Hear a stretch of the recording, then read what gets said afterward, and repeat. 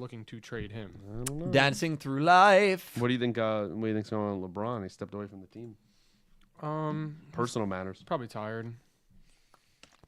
Interesting. Dancing Personal through matters, his life. rest games, so he doesn't Dun, look dun, like dun, he's dun, soft. dun. I hope everything's good. Nothing really I hope everything's matters. good too. Or maybe he's connected to the Jay-Z stuff. People said, "Oh, is he looking to get We traded?" are live. We are live. Hello. Hello. Yeah, I know the intro video did not work. Sorry if my parents are watching back. We'll have to. Well, yeah, we gotta honestly workshop that. It's honestly been so long. I actually forgot to even look into it. Yeah, you gotta do that tomorrow. Yeah, I got to do that tomorrow. Hello, everyone. It's Dylan from Yu-Gi-Oh! Everything, and welcome back to another episode of Talking Yu-Gi-Oh! Crazy 8's. This is episode 131, 132, 133, 134, 135, 136, and 137. What the hell is going on? Thank you all so much for tuning in, making us a part of your Wednesday night, Thursday morning, wherever you are in this big, beautiful world. We have a lot of Go Rush to talk about. This is a first for the Talking Yu-Gi-Oh! Podcast. We are covering 7 episodes. Some people said, are you going to do 3 and 3 and 4 or 3 and 1 and 2? No. We are doing all 7. And of course, it's a shorter group than usual. No Nick T, no Dredger, Calibro, and Pete. Great to see you guys. How are you doing tonight? I'm doing good, man. How are you? I'm great. I'm wonderful. How are you doing? I'm doing pretty good. You said one of the shorter groups. I think this is actually our tallest of the 3 in the group. Cal, I want you to talk about that big. I want you to talk, Cal, about that big, beautiful clock right behind you. Oh, yes. If you look right above my head on the screen, we have a big, beautiful clock with about 9 days and 30 minutes until Jump Festa, until Yu-Gi-Oh! 9, until whatever else you think's coming out, a movie, a lore anime, whatever you want. You just gotta believe. I swear to God, I feel like I'm on the fan right now. What's going on? You gotta believe, man. 9 days, and that's actually going to turn to 8 while we are live. Hey, is this Crazy 8's? This is Crazy 8's. We're live a little earlier, so we could try to, not keep you guys up super, super late. But yeah, 9 days on Friday, December 20th. We are going to be live at 6 p.m. Eastern Time.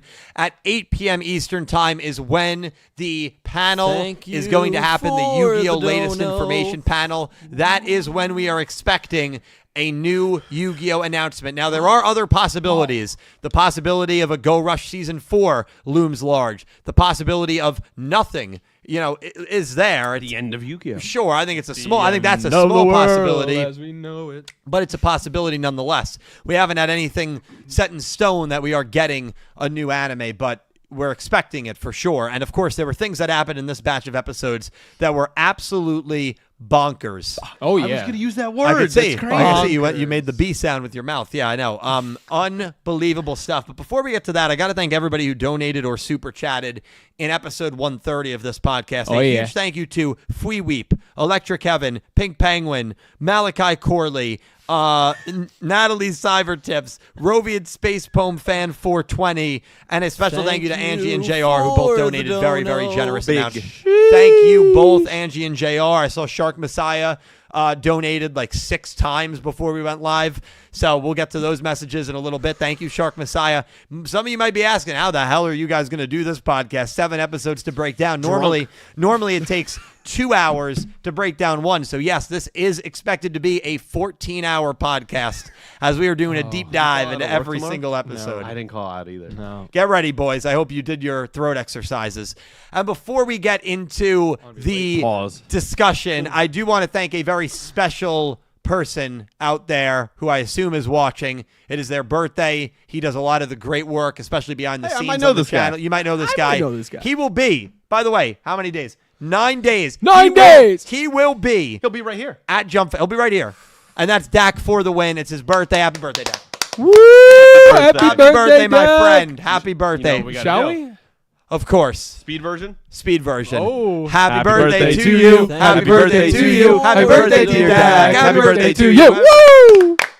Woo! Happy birthday, Dak. Woo! Hope you enjoyed it. Turn the big 4-0. Dak for the win. Hey, man, they grow up fast, you know? He's a good dude. He's a good dude. Dak, we appreciate you, man. We love you. And I wish Happy birthday, Dak. he was sitting here tonight. We wish we could celebrate this special day with you. But Actually.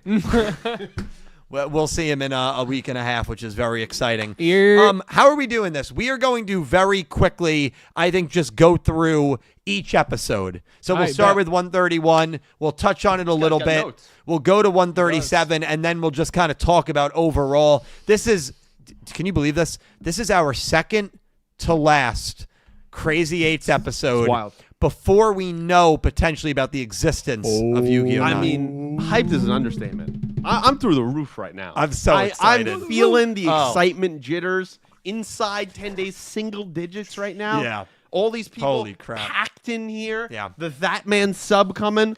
I can't wait. And that's going to be a big, beautiful That Man I sub. can't wait. Oh, yeah. And unlike last Do year. we know the picture being featured this year? No, I don't remember. Last year, one of the subs had a Yuma with a green check mark. The Yeah, other had Judai. Jaden with a big red X. That was tough. That was And, tough for me to Dak look at. said it's disturbing that I prefer this one because I love Jaden as a character, Yeah, it and he was was messed eating up. the sub, It was messed up. so he wasn't that disturbed. But yeah, so we'll see what we do. But the That Man subs will be there. It's going to be an amazing, amazing time. Seriously, it's and been you're an incredible having- year. I think we can announce this right for the stream. We're selling all of your Funkos for charity. No. On the stream. No, Oh, so you don't care about charity? Okay. no, I do, but right. the Funkos All right. are Oh, no, not. just at least all 72 people in here know that. Okay. That's good. Okay. That's good. to know. Wow. Let me say this. Let me say this as well. You ready for this? Yeah, let's hear The it. day before Jump Festa, Thursday, I will be live on Twitch watching the entirety out of of your mind. season 0. You're out of your mind. So we're gonna do a little, where it all started with the Yu-Gi-Oh anime a day before. 12-hour stream right before. Well, it's another 28 episode. episodes, Yeah. so it will be a bit. Yeah. It's a good So idea. that'll be over on Twitch, a good idea. 10 a.m. start time. Follow me on Twitch if you do not already. And we'll be talking, man. If you have the nervous jitters a day before Jump Festa, what's Yu-Gi-Oh 9 going to be? What's going to happen with this franchise? Join me on Twitch. I'll be nervous with you. And What's we your can, Twitch? Super Deproc. You're starting at 10 a.m. 10 a.m. bright and early. Wake up, get that coffee brewing. So and- if you're going into my Bright normal and Twitch early. slot, I'm just gonna join you for the last episodes and not know what's going on. you I'm can. just gonna sit there. You can. You'll join me for the Bakura stuff. I think it'll be done before 8, though. I think it'll be done before 8. But I'm not sure. I don't Well, know. if Hey, who knows? Might have to fire up Elden Ring. You Right. walk me through a new game plus. That's right. You know, for the people. Yeah, that would be pretty fun.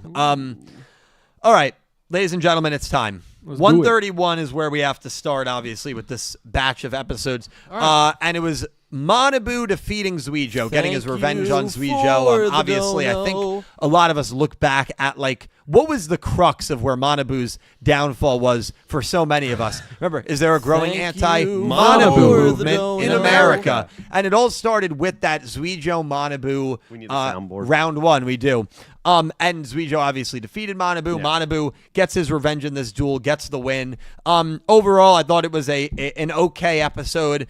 I think there's a larger issue here that, I thought maybe 6 episodes later I'd feel differently about. I really don't. Yugioh has been a weird character since coming back. say the I least. don't want to say Yeah. bad, although it leans more that way than good. When he came back, it was super hype. Do you mean bad as poorly written, or bad as he's kind of evilish? Bad isn't poorly written. Oh, okay. Yeah, I just feel I just feel like there hasn't really been a purpose He's been kind that of he has useless. served. He's the And he's he's- just the right hand man. And I know, but I Explain what just he feel does. like for someone like him, he should be a little more than that. Yeah. And so his revival has been strange, I will say. Again, I'm not calling it bad. I don't want to lean bad, but it's been strange to me. I thought he was going to be, when he bowed in front of the Dark Meister, I myself, and I think a lot of people thought, oh, he's got a plan. Yeah. No.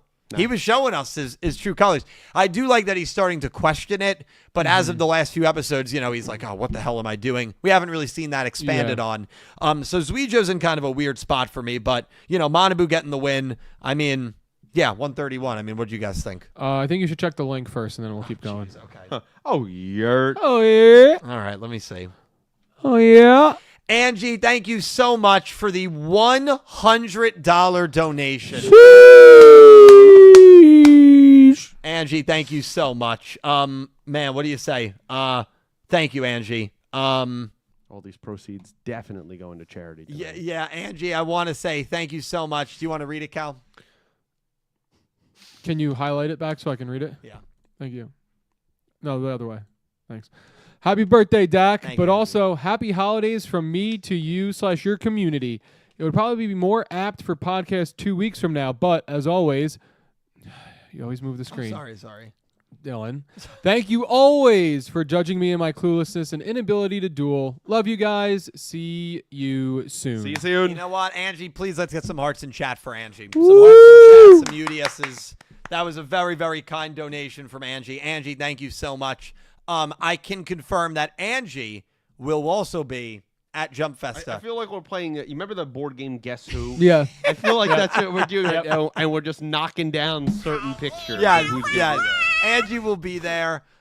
Mostly everybody from last year. There's not really anybody new that is coming just because of our capacity issues. Fair. But Angie will be there. Very, very exciting. Angie, thank you for the kindness. Thank you for the love. Seriously, thank you for the generous donation. You rock. Thank you so much, Angie. Thank you so much. 131.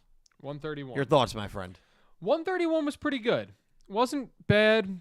Wasn't great. I agree with you that Yugioh's kind of not him right now.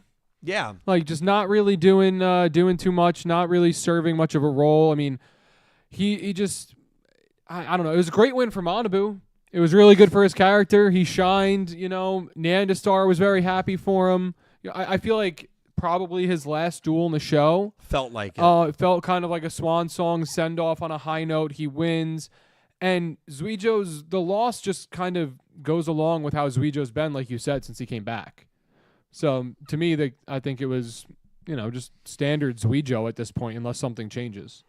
Yeah, and then, we'll talk about Dinois in the next episode, but I kind of feel similarly, in the sense of like, I don't know what the point really was. And I think another thing is duel? No, of Yugioh. reviving these characters. And Yugioh also didn't want to be here. Like revived, right. Like he also came back and he's like, no, like our life cycle was done. Like we lived our life, we're good to rest. And then he comes back and he's just like, what am I doing here? Right. Like, I don't even think he knows what his purpose is. Mm-hmm. So that's why he's just kind of chilling. Yeah, I mean, I think he still has the potential to have a good final arc. I certainly do. I think it's pretty complex how he feels as a character, trying to make the decision for all Valkyrians that they all lived their life and served their purpose, and they all should remain dead, even though there's probably a good amount of them that do not want to remain dead, that still want to live their life. Yeah. So, you could look at that angle for debate about that for hours, and I think that's an interesting aspect. I just feel like it was a lackluster arc for him. Obviously, he has not done anything since this, and we're pretty much at the end of the arc. Yep. So we'll see. I still think there's a lot of potential for him. I still think he's one of the best characters in the show. Sure. Maybe my expectation levels were higher than they should have been because he just has been so good for the majority of the show. Mm-hmm. Pete, what were your thoughts on 131? I mean, yes, I like that Manabu won. We kind of talked about that. It felt pretty obvious. It was important. I'm kind of in the middle with Yugioh, I guess, overall as a character at the moment, because I don't question completely of what's the point of bringing this guy back? This is useless. But I'm also like, okay, this also we're kind of stuck in the mud. We're in neutral, right? Yeah. And thank you. I guess if I had to try to dono. explain what he's going through, I would think that he served a purpose. He got to be a quote-unquote real person before he dies, right? That happens. He's kind of freed from his kind of programming that they were set on. I think there's things we still don't know, I feel, in some ways, of why particular Valkyrians are revived as opposed to other ones. Right. I still think that's a lingering question that's out there. Now, who knows if that will even be answered. But I think that is fascinating. Was he directly brought back as a purpose, him specifically, or he just happened to get unlucky? It would have brought back any Valkyrian via the Damamu kind of stuff going on. Right. So I think that's a part. And I think kind of he's come back, and I feel like he achieved, and not in a good way, he got to the point, I'll say, maybe not achieved, not the right word, but he got to the point that Udius is at now. And he's getting there, where he's come back and he's kind of just reverted to basic programming, where he had this altruistic kind of moment as he was dying, and now he's come back as just a basic soldier. And all he knows how to do is he's coming back to a group at the time, which was Yuumu, the Darkmeister, of just, this is structure. I get to be the right-hand man here. I don't have to make decisions. I get to follow orders.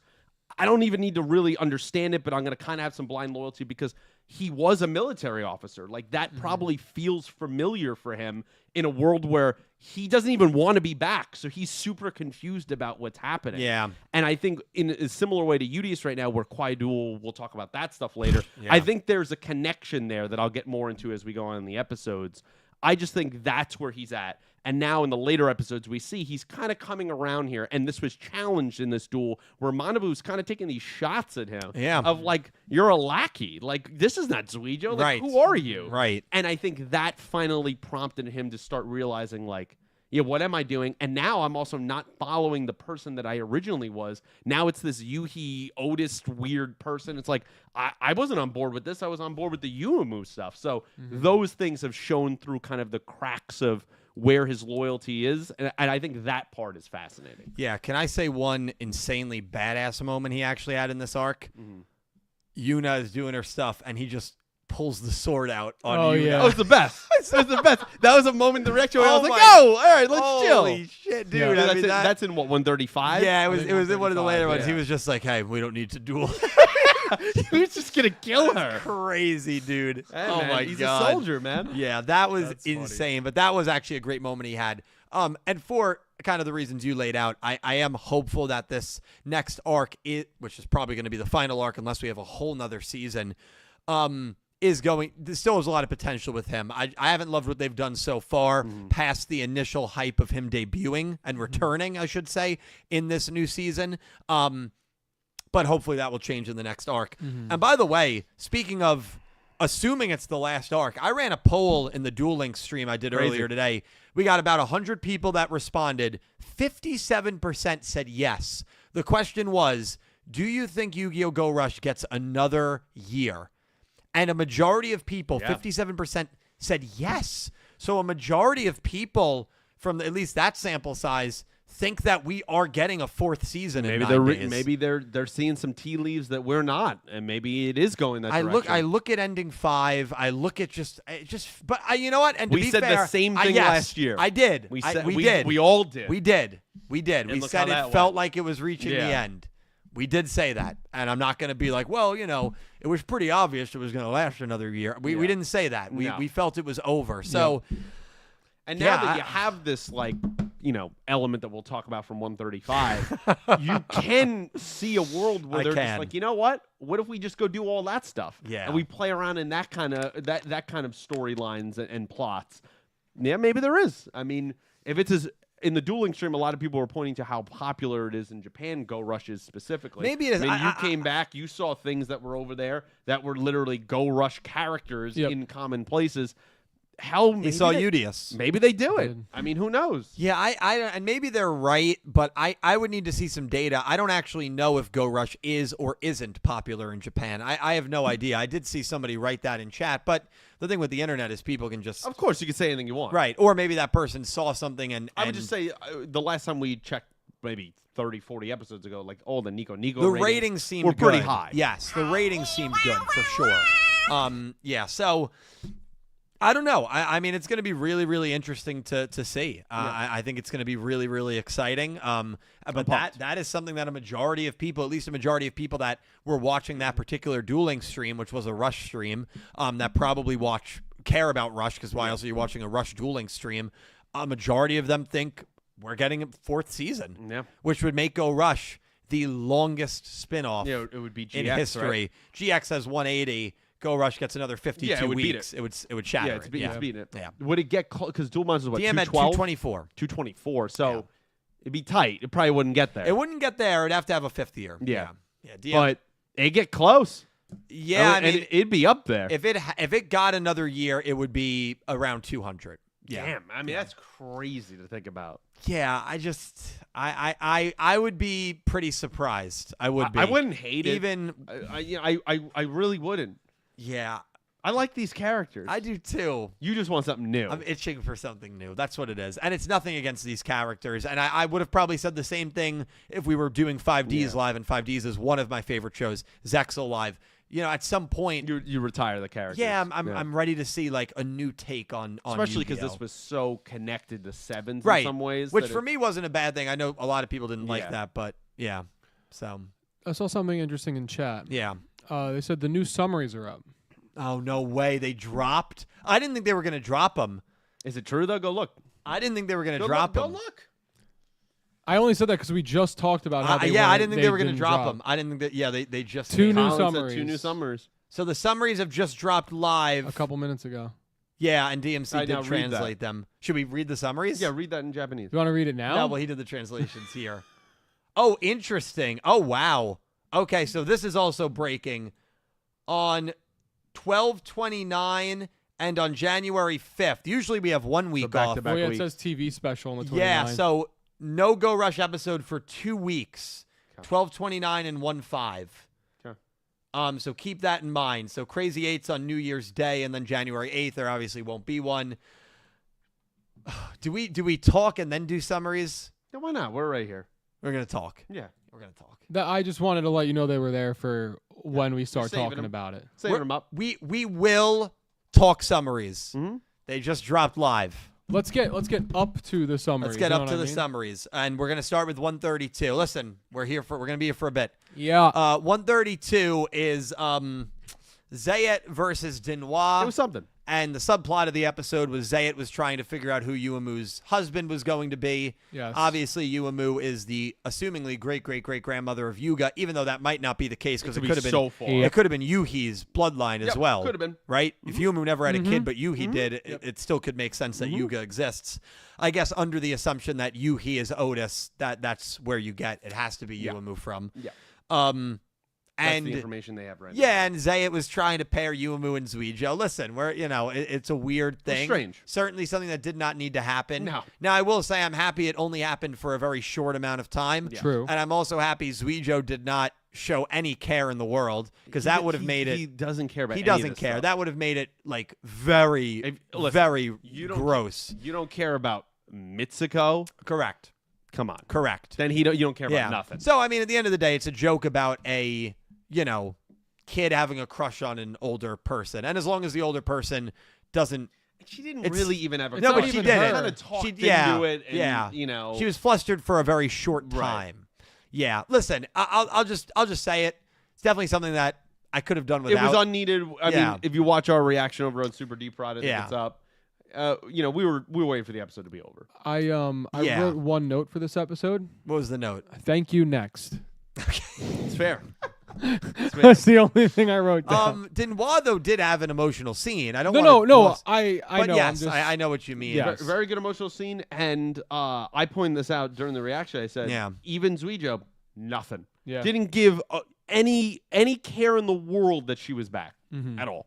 Heartless I man. mean, that hurts. Heartless man. Yeah. Yeah. It really is. That was unbelievable. And Denois, I think, realized that what Big Sister Basketball and Mitsuko Dunk. were saying was accurate. It was accurate. I also there was a very kind of cute moment between Shubaha and Dunk when they were all flying on Shubaha's back.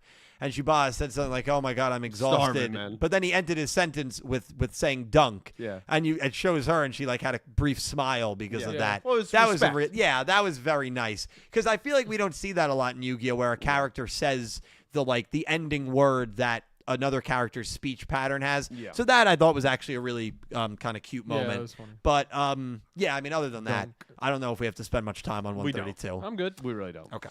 And also, I don't like Zayed, so I don't really care. I do like Zayat, but she needs to chill. She needs to chill. Yeah, you like her after this episode and how annoying she is anyway.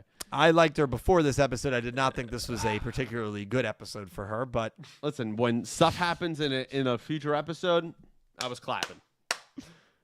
oh, come on. I was clapping. What about Bruya? Clapping. Clapping. Mama! Come on. He does. You don't understand. He does that not on stream, just Oh, yeah. randomly. Oh, yeah. He's like 2 floors above us, and you'll just hear "Mama" every time. Yeah, Yeah. Even when you guys aren't here. God, it's the worst. Yeah. Mama! Dylan will do that just going up and down the stairs. All right, let's get to the good stuff, man. 133. All right. This is where it starts to get pretty legit. Yugioh has his first duel as, Otis, and he challenges Epoch. Well, really, Yugioh is frozen, so Epoch challenges him. The duel happens. Epoch does not win.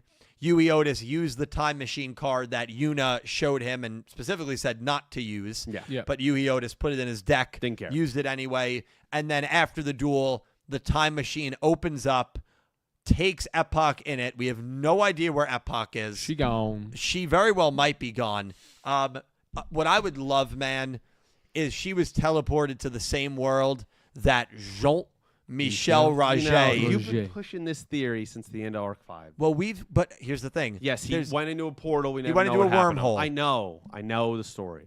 He could be in the Rush world. He has Why would you want this character of all Can I say characters something? to be the one Should to we show get up? Roger champagne just in case? Yes. He has the greatest chance, and tell me if I'm wrong. Tell me when I'm lying. He has the greatest chance of If you're lying, you're dying.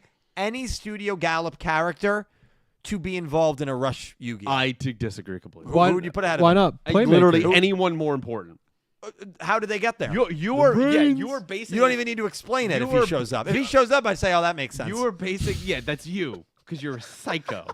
You're basing this off of just him going in a wormhole. Why would you bring back that character above any other Gallop character you could He possibly was the best bring villain back? in Arc 5. I mean, And that people bar don't is want to talk so about low. it. People are That afraid to bar talk is about low, it. They're dude. scared to talk about it. He was the best villain in Arc It's 5. a low bar. Not man. including Yuri. I'm talking season ending. Yes, you're not talking Leo Akaba. You're not talking Zar. No, I am talking Leo Akaba. No, I'm saying that you're not including them as best. That's why you put Jean-Michel Roger correct. ahead. Correct.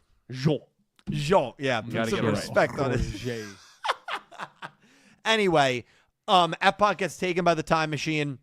We have no idea where she is. It's very scary. Everybody's upset. Go Ayuna is just loses it. She has basically a break. Starts maniacally she's laughing. like sad at first, and then she drops to the ground in front of the machine that Yuga used to go to get. I think it was ramen. Yep. And just like loses her mind. She like had a mental break right there, and then that kind of that was solidified the her moment mission. where Yeah. where it solidified. That was Yeah. exactly what I was going to say. Where she realized I like am a Joker moment. way too deep into this. Yeah. This is it for me. And she kind of solidified herself as one of the villains. Look of this arc. creepy of a moment. Too. Creepy, and that was right after, by the way, Damamu did the bang thing. Bang.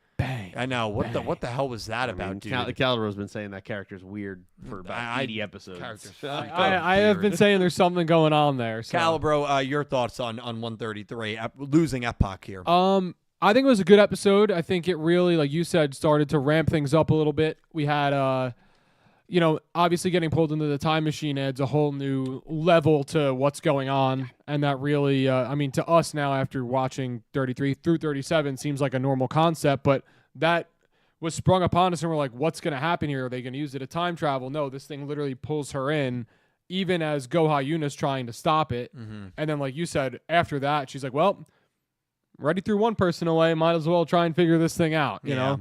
So, yeah, the maniacal laugh was pretty good when she trips right in front of Yuga's ramen machine.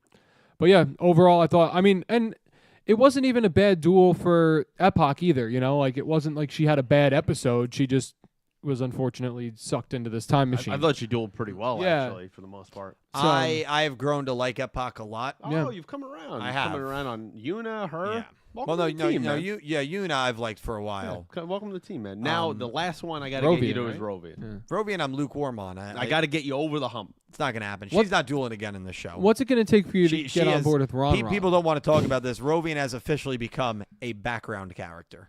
Oof. Wait, she's behind Ron, actually. In this arc, in this season. In this show. There's only so many characters that you could feature in the less than 20 episodes, and you just want to disrespect her, but she's a background character. She had a lot of great moments. She did. She served her time. She absolutely did. And unlike Yuna, who continues to be plot relevant, she's resorted to a She's background plot character. relevant based on the things that happen to her in later episodes that we're going to talk about. She's plot relevant now. Yuna? Yeah. Of course. Goodbye. Well, she did She ain't create. plot relevant anymore, but it's over. She did create the time machine though, so she's connected always. Hey, we ain't saving a seat wait, for hang you. on. Bye. hang on. You're not trying to argue Rovian's had a more important season than Yuna. Okay. First of all, this is exactly the things you do. You can't manipulate and twist my words. That is not what I said at all. Okay, all right. That's not what I said at all. The point is, sounds now like. she has more of a chance to be relevant for the rest of the show, and we'll talk about that later. I honestly want to know, because I know you like them both. Who do you think is the better character, Yuna or Rovian? Better written character, Yuna. Okay. She's had more just screen time and more things to do. Yeah, I would agree But with that. I think people really sleep on Rovian. I think there's a lot of Rovian Actually, haters there's a lot right of- here. I think there's a lot of Rovian haters. I think there's a lot of people that like Rovian. I'm putting respect on her name. I'll die on that hill. I'll put respect on Yuga's name. I'll die on that hill. I'm out here. I'm I love defending Yugioh characters, unlike Yugioh everything over love here, Yuga. who is just No. crapping all over certain I love characters. Yuga. Wait. The amount of I- did you know fun Yeah, fact yeah, shorts. yeah. Did you know he's the most losingest character in all of Yugioh? Yeah, I seen the shorts, bud. Hey, but it's not about his dual prowess. It's about the fact that he was the creator of the game, That's a good point. right? Yeah, that's a really good yeah, point. it's kind of like So he's still a good character. yeah, Right, yeah. right. And it's like you don't have to be the best at something you create, but you still made it happen. Right. Yeah. Right. All right. Pete, your thoughts on 133? I mean, yes, I did like the episode. I do like Yeah. watching Epoch now and her. She was a character in the beginning that did annoy me. Yes. And then I think I came around her on her a lot sooner than I think most people did, because I did. was like, there's just elements here that I really like about this character. She is like a classic case of having social awkwardness mixed with a little bit of some immature anger issues. And I mean, she's rich as hell. Like, that's going to She's kind of happen. dumb rich. And I like that Udius has been that character that has helped her kind of morph into what she is and been that mentor, which is why he freezes and Epoch steps up. It's been this whole dance of that's also added to his actions later on in these episodes that we're right. going to talk about. I thought this duel was really good. I think it's an important thing to note, even though this is technically Yuhi, he is Otis right now. Congratulations, first win. So Otis on the board with dubs. True. Yeah. So there you go. So that's a win there. Seeing Time Machine, I think, was an important thing to not only see the card in the game, but then real world effects of what it actually does. As we're watching that, we're all like, hold on, I think the loser gets sucked into the machine. Yeah. And that's exactly what happens. Who knows what happens to them if we'll ever see them again. Yeah. But I liked, there's something about this version of Otis, and you mentioned, I think, during the reaction that like you could see this being the younger version of Otis. He has that kind of demeanor about him. He's like, he's kind of just, he's wacky, and he's like insane. Like some of the stuff he says and does, and he's adopted this whole something thing that he's kind of drawn onto. I think he is actually really fascinating, and he's an obvious wild card as we get into these other episodes. This duel itself, though, I really enjoyed it. I like that she doesn't cheat anymore, that we have these. Sometimes I have fun with these kind of luck-based, roll of the die determines attack points, or if you I have- always loved yeah. watching Joey. I kind of like some of those things. I think it adds an interesting element. It's a little casino-like. And, it was a good episode. Probably out of these first three was probably my favorite. I would agree with that. I would actually yeah. say it was my first favorite out of the first four, because the next one, as we get to 134, Fair, yeah. was the Damamu versus Damamu one. There was a lot of good backstory in Yeah. that duel, which maybe is a little outdated now based on what would happen in the following episodes. I will Yeah. admit that. And we get to see kind of like what's going on with Udius and Quaidul in the Frozen world. But the Damamu stuff, I don't know. Damamu is fine to me. They have always been, They're a plot device. yeah, That's really what they are. There's a lot that's like unexplained about the Earth Damar and Damamu, in my opinion, and I just have come to accept that like we're not going to get the explanation. Probably on not. the extent of the powers, like why they sometimes seem to get like demonic when certain things happen. Remember when all those characters got No, I carded by remember. Energy I remember. Kopiko, and they found Damamu in the alley, and Damamu was like, and it was just people getting carded over and over. It was something along those lines with a big smile on their face. And I was like, Damamu is freaking creepy. The bang bang stuff with Epoch going into the time Yeah. machine. What about when Damamu turned giant and was like stopping? Yeah. No, Like, yeah. Yeah, literally Godzilla just ruining the town. Yeah, another great example of that. So there's a lot of weird stuff when it comes to Damamu is a plot device, though. Damamu. Yeah, they are. Like, they can do anything. Yes. Oh yeah. And that feels sometimes lazy to me a little bit. But so 134 I thought was okay. I didn't love it as much as I loved 133. And the 3 episodes that would follow 134 I thought were some of the best episodes of Go Rush. Yeah. Phenomenal. Now, big moment before we get there for you, maybe in future content. Right. Pretty historic moment happened at Dormammu versus Dormammu duel. You wanna talk about that? The mystery girl. Is that what you're referring to? No, I was talking about the actual duel itself. Oh. I don't talk about mystery girls, you clown. I'm talking about the actual stuff that happened, the 30-some-odd attacks at the end of the duel there. Yeah, I think it's the most attacks in a single turn any Yu-Gi-Oh anime character's ever had. I'd have to fact check that, but that is that's certainly pretty crazy. But the mystery girl did show up. She did show up. I think I'm leaning more to more of popping Ewan Dredger's kind of proverbial balloon, where this character is kind of just a gimmick character. I don't think they're going to end up being that relevant. I'm kind of leaning more towards that. Now, listen, if you guys end up being right, I'll eat crow. That's no problem. But more goes on, it feels like that's what's probably going to happen. If you're a viewer and you never believed in the mystery girl, which you never have, Nope. and it ends up being that, which I think there's a possibility it will be, and I put it on the unanswered questions list, that's a valid unanswered question. Yeah, for sure. For sure. Okay. Yeah, I think that'd be totally fine. Yeah. I just feel like we're getting really into the dog days at the end of the show, assuming agree like with this you. goes season 4. We really have time to be answering all this stuff. We got a lot of plot And lines That going on. twist would have to happen early next season. You don't think early. that image was the idea of showing that she's truly a background character? That's why she was behind the scene. Yeah, I mean, maybe they were being I think literal. it's just them kind of having fun, man. I think it think could they're be. playing with you a little I bit. know. I think it could be. I think it could be. I hope it's not. I hope like the Yeah. next season, like Yuga's like, oh, this is my spy that's been here checking on you guys the whole time. Like I Yeah. actually know what's going on, and then boom. Yeah, she might like be one of those. I forget what it's called. The An Hanoi actual, spy? like, no, in like she's not that bad because that clearly there was a story there and they didn't go with it. But I forget the literary term for it. But like she might just be serving as kind of just like Metaphonic device. I don't know if that's it, but like she's just there. She's basically like the audience member in the moment in the show where she's watching all these events. You could just kind of go anywhere and see anything, but she's not really like influencing or actually a relevant character. She's Right. just kind of like a backseat driver. She's Yeah. just there. Yeah. I forget what that She's that in term the is audience. called. She's part of the live studio audience. Yeah, but Kinda, yeah. so that was the notable stuff from 134. What did you think? I don't really have too much to add. I think Dormammu versus Dormammu is what it is. I still think that like I was saying, like Dormammu's weird, right? There's something going on with Very them. weird. I'm starting to lean with you. We might not actually get an answer. I always thought that there would be more to Dormammu because of the power, aside from being a plot device. If I was making the video, I would probably have Dormammu be an unanswered question or disappointment, and just in terms of like Could be Earth both. Damar from the beginning of this show was so important.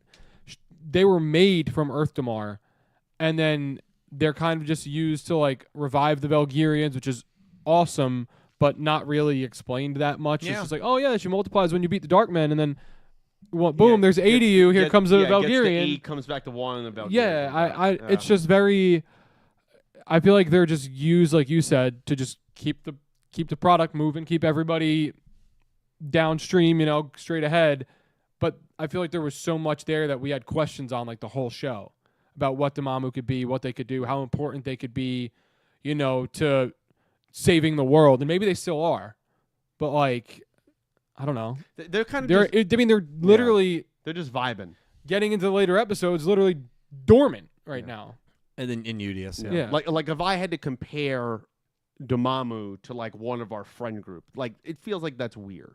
Like he's kind of Interesting. he's always around. He can serve as some kind of plot device of getting us to do an activity. He's always asking. Yeah. But like he's just a vibe. He's not super, like the front man influencing the plot. He's around. Yeah. He's a good time. Yeah. That's what Dormammu feels like. I like that. I like that Yeah. comparison. I think he would like it too. to be I don't honest with like you. I don't like Weird being called a plot device, but other than plot. that, like, I have an announcement regarding Weir and Jump Festa. Weir He's hosting. will not be at Jump Festa. God damn it. well, cancel Canceled? it. He's not coming. He said no. We ran out of room. You didn't invite him. That's fucked up. Had to be that way. I didn't want to break the news to him. But You did though, right? I did. You didn't tell him, did you? Listen, everybody, including us, we want to talk about these last 3 episodes, man. Give me a break. I mean, these last 3 episodes. Do we? These last 3 episodes were unbelievable. 135 was crazy enough that I uploaded 2 big discussion videos regarding what happened in 135. Damn. Obviously, Spoiled the whole thing for me. Spoiled the whole thing for everybody. By the way, we could talk about 135 until the morning. The break of dawn, yo. The break of dawn, yo. We could if we wanted to. 135 obviously saw the 3rd duel between Yugioh and Quaidul. This one, I believe the official call is a no result, right? We never saw. We didn't see the life points. Result. All right, I'm fine with that. Even though technically, if we had to pick, I mean, Yugioh lost. It seemed like he was in the process of losing. He was literally getting blown back. But without seeing the life points, we don't know. Right. Yeah, this was an insane episode.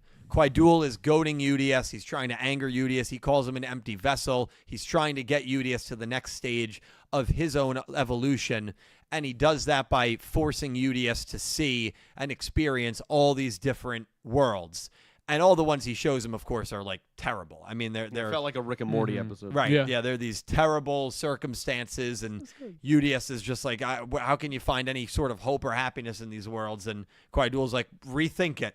Because everybody, this is their world, and everybody is trying to find their happiness within these worlds, and they're trying to survive. And once you feel comfortable, that's when you're stagnant, basically. Yeah. And Quaidul, of course, confirms the multiverse is real, which is an unbelievable confirmation. I know there were people who commented on my video yesterday. Well, it was kind of confirmed in Duel Links by Pegasus and Paradox, and it was anime. It was discussed, but this is a show. This is an anime confirming it, and that just feels more legitimate in a way, and it feels like something we never would have touched on.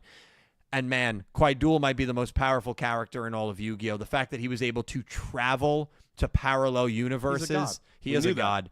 I mean, he might be beyond God at this point. Yeah. Like, it's unbelievable. He's right under the creator. Yeah, it's unbelievable. I don't even know if the creator, though, would have that sort of power. I think he would. Maybe. But, like, he goes to a parallel world, probably multiple parallel worlds. Yep. He's able to show Yugioh these parallel worlds. And then he, of course, ritual summons. Yeah. Which he probably took from somewhere. Right. And brings rituals into Rush Duels, into the Go Rush world. What the frick?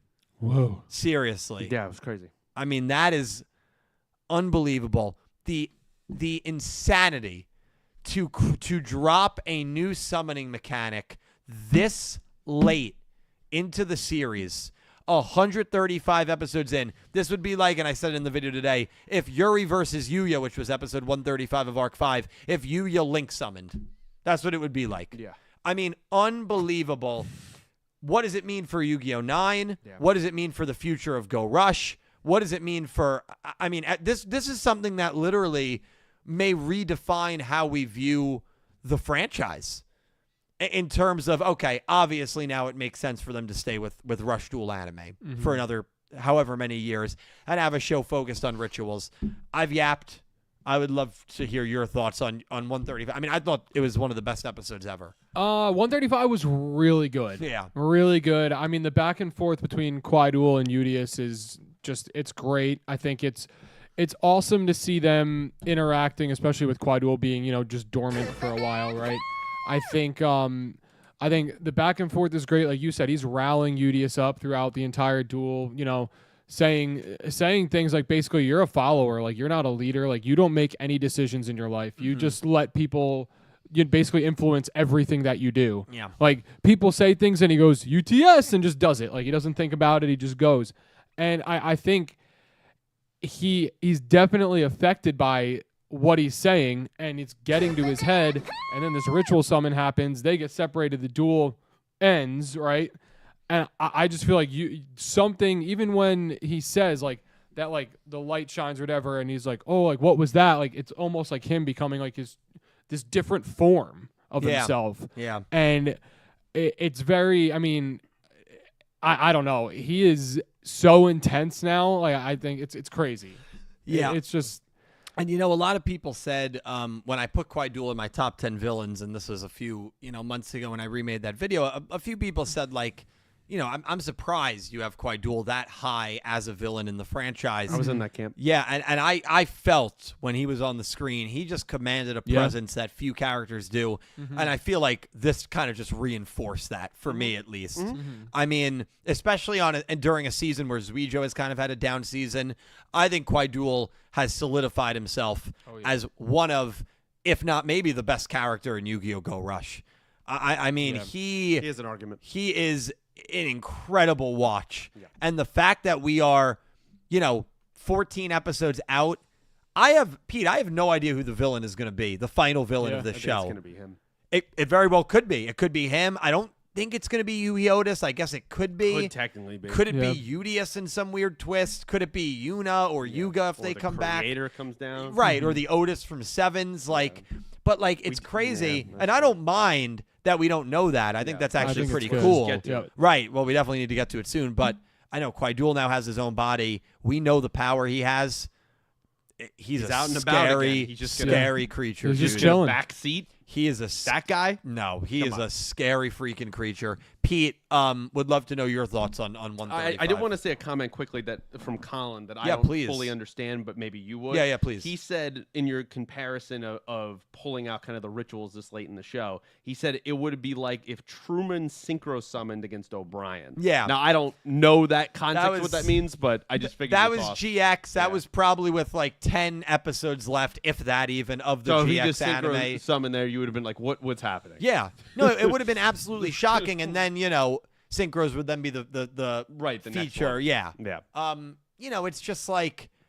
Yeah. It's just it's just unbelievable. I mean, it's very interesting. That's a whole other conversation you can have. Yeah. The implications of rituals being this deep into the show out of nowhere. Yeah. I mean, it wasn't foreshadowed or hinted at. And to be honest, I don't think before the episodes, maybe like a week or so before, we would have predicted that there was going to be a summoning mechanic.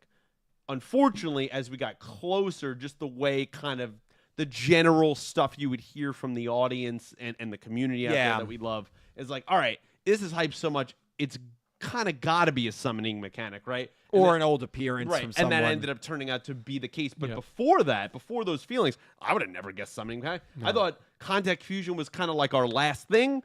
And we were good. That wasn't that long ago. No. 25 episodes ago or something like that? Yeah. So to get it this late in the show, that is a whole other thing. The episode itself, I mean, Kwai Duel is just an absolute delight every single time he's on the screen. I said during the episode when we were reacting to it, I actually don't think, and maybe I'll be proven wrong, I don't think Kwai Duel was doing this out of evilness. I think he was literally trying to kind of level up Udius almost in a way of what are you doing, man? All your fellow people died, technically including me. I live inside of you, at least at that moment. You're not a leader. You've always been a soldier. You were never Yugioh. You were never that commander level. Everything you've done, if you look back in your life, you think you're some hero, the one that he kind of piggybacked off of in his, the Cardius project and all that stuff that was going on. You did that for everyone else. That was not something you were involved in. You kind of were you literally crash landed into the situation. Right. It's well, who are you? What is the essence of Udius? And I think he was really challenging him on that. And I don't think that came from a manipulation standpoint, at least at this moment. That was literally I'm trying to better you. I am part of you now. You're kind of, in my eyes, a failure. What are you doing? And I think that's something in there between that and the ritual summon. It triggered Udius where he's severely pissed off. From what happened with that. And unrecognizable. Maybe, is that anger at himself? Because they, we'll talk later in the other episodes, but I keep feeling like I keep saying that. But there isn't a level of anger that I think he kind of hates himself, and he only realized that after Kwai Duel spoke to him. Yeah. I thought it was some really powerful moments in the show. It was. I mean, you even see in that duel later in 137 where he kind of forces himself to take damage in order to destroy a monster, and that's not his dueling style at all. Yeah, I didn't know if we wanted to reference that, but So I mean, we'll definitely get to that. Udius is in a bad mental state right now. Mental state, and I don't know if it's going to get much better, to be honest, before this season ends. Very excited. The 138 and 139 summaries have dropped. We are going to be reading them directly after we get through these episodes. Can I say one other? Yeah, of course. I was gonna. Yeah. Yeah.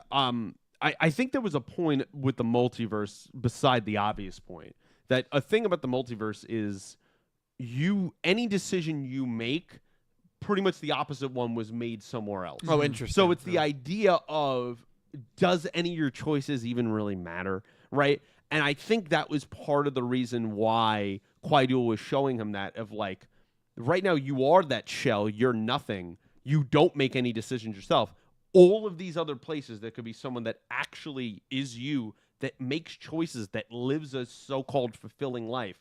What the hell are you doing in this universe? Yeah. Nothing. And I think that was part of showing him those other worlds as well. Yeah. No, very well said. I mean, the multiverse is such a fascinating theoretical topic. The other thing, and I know a lot of people said, well, does it mean that Yugioh also created rush duels in whatever world Kwai-Dul pulled rituals from? Not necessarily. No. Yeah. Probably. It just means that they were created. Right. They were created. Yeah.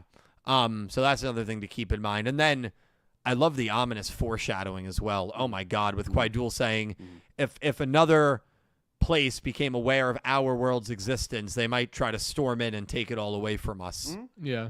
I don't like There's that. a hint there. Now, granted, And also said this is delicate. They could ruin everything. yeah, By just kind of meddling with this stuff. I don't like that, man. I got chills thinking about it. A couple forewarnings going on there. Yeah, and that makes that if you believe that Go Rush is going to get a 4th year, that is almost the line that you hold on to, because you say that could be what the 4th season is about, some multiversal epic space tale where there's like a multiversal threat, and Yugioh has ascended to a place where he can fight them off. Because it's almost like Kwai-Dul knew something. Now, maybe he's only referring to Yugioh, but Kwai-Dul doing all of this just for Yugioh to be prepared against Yugioh. I mean, Otis is our threat, man. But Otis has I always just been the wonder if threat. Kwai-Dul knows something bigger is coming. He always knows something. That's what scares me. And that makes me think maybe we are getting another year of Go Rush. I don't know. Could be. Or maybe we don't have a happy ending. Okay. I mean, that's crazy. The one thing I will say, like 13 episodes left. I mean, he said that. If the other world comes and takes it over, that's not a happy ending. Sure. And I like these characters, I've said, and if we got a 4th season, it's more Kwai-Dul. Yeah. So I'm cool with that. Correct. I think Yu-Gi-Oh! 9 is going to be focused on rituals. I do think it will be announced in 8 days. And I do think it will take place in the world that Kwai-Dul yanked the rituals It's going to from. be in this universe. Yeah. Like, in terms of, like, this, like, And you know even what? if it's another, parallel universe, Yeah. it's around. I think it's going to be like a You know darker what? show, too. Possibly, because Yeah. people have grown up Yep. with these first two. I think it should be in this universe. I just don't think it should be as closely linked to Agreed. these characters and the intricacies of the Odo bloodline. No, I agree. Because I'll tell you something. If we get the trailer for Yu-Gi-Oh! 9 in less than 9 days now, and we're like, what's the character? John Odo. And it's like, okay, I mean, another Odo? Really, dude? I hope it's John now. John Odo. Then we get another Odo? They're suffering to a lesser degree, kind of the thing Star Wars goes through, where it's like, can we get away from the Skywalkers? Right. Kinda in that sure. same boat Yeah, right sure, sure. Just to a lesser Yeah, degree. let's have a character let's like, when you show us characters, granted it'll probably just be like the main crew, don't show us a character that looks like Gakuto but isn't. No, we want Like, don't do new these character variants. designs. Yes. That's what we want. Yes. You could be like, hey, that guy's a relative of Gakuto. Looks nothing like him. Right. Because, spoiler alert, people don't need to look like people to be related. You don't have to look like each other. I have a twin and I don't look like her. No, So- nothing like her, dude. Yeah. So, but what do you make of it all? I don't like the way you said that. What do you mean? No, It was said. nothing It was like her, it was dude. said a little off color. Are you serious? I just said Yeah. you don't look like her. And you don't. You even said it yourself. You said How did I it say like it? You said it you like look nothing you, like you her. made it sound like, yeah, you look nothing like her because like either A, she looks way better than me, or B, I look way better than her. First of all, Like, that is there was a that is judgment aspect Yeah, in there. that is Yeah. insane to feel that way. I think you used judgment arrows there. I did not use any judgment when saying that sentence. When's that coming to the card game, man? Where's my judgment error? Imagine. Remember 2 years ago, I thought it was coming at like 3 a.m. I was Yeah. like, wait a second, they're showing something. So which piece of this do you want me to answer? The I- what's next for Yu-Gi-Oh? Well, yeah, the I think episode. we have to talk about it because of rituals. I mean, what do you think the implication of rituals Do you think it matters at all to Yu-Gi-Oh! 9? Do you think we're getting another year of Go Rush? Where are you right now? Well, like, this is big. Fusion was added in 7s when? Just Fusions for was concept of added time. after Yugioh debuted in the first arc of the second season, around probably episode 58-ish, if I had to So guess. like a little 60 after halfway through the show. 64, I believe it was, if I remember correctly. You 60 correct me if I'm wrong, but I'm Even pretty sure that even was the still, first just a little more than halfway when through was the the show. first fusion? Or am I right or is I thought Pete it was right? 64. J Master said Some people 58, said I 58. think. I thought it was 64. 64, I think, would have been close to the Yuga Luke Man duel let's go. start. Regardless, it's more than halfway through the show, but not this close to the end. Correct. Yeah. So I think one that could lean, maybe there is a season 4. And they have this whole season about rituals, and then they're going to bring in something else in the second half of the season, maybe that will lead into the 9th show. right. Or, like you said, the show is kind of turning dark towards the end of the show as it is, right? Yeah. We have a lot of darker concepts in the show, how Valkyrians are light, the Dark Men are basically their opposites, right? Maybe this show is in a darker parallel universe to this, and it's nobody looks the same, but you still know it's part of this Go Rush universe or Sevens universe, whatever. I mean, I think personally that it's going to be, like you said, a darker show, or more as like the people that watch are growing with it. Even like how it went from Vrains down to 7s. Like Vrains was a darker, more mature show by comparison to 7s and Go Rush. Yeah. Oh, I would agree So with in that sentiment, the show is going to continue to grow and get older, I guess you could say. So I think it'll be darker. I think it'll still be Rush. Maybe you'll get some hints at like a future Master Duel, like a tournament, or somebody showing them a new way of playing, and the new way is actually just the Master Duel way to play. How about this? Quaiduel got rituals from, ready for this? Oh, God. New Domino City, 50 Stop. years after the events of 5Ds I ended. saw you make that comment in one of your videos. I made a whole video on it. Yeah, and the I'm just- perfect world for Yu-Gi-Oh! 9. Yeah. And it's true. It's what I want. We have a different origin story for Rush. I think what you want would be absolutely amazing. Oh, I thank just you. don't think there's any shot you were going to because any it's related Gallop. thing. Don't think so. Yeah. I just think that, I don't know. We also don't know kind of like, do they even have the full permission to do something like that? Like, I feel like that could I get don't a little, know.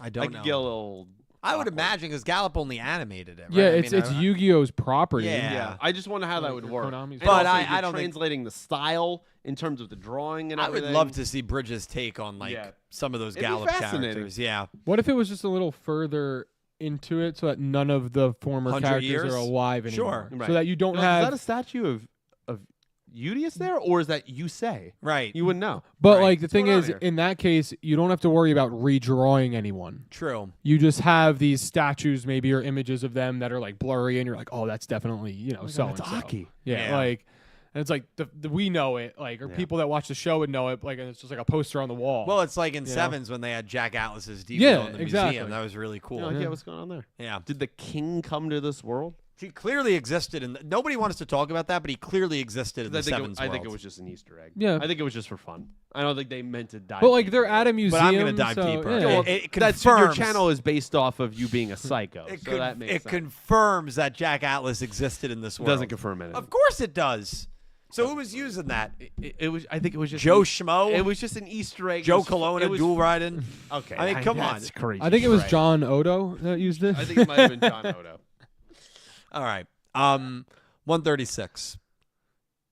Drop the hammer, man. The girl bosses take it each other on. Yuna and Yuumu. Yuumu gets Girl power.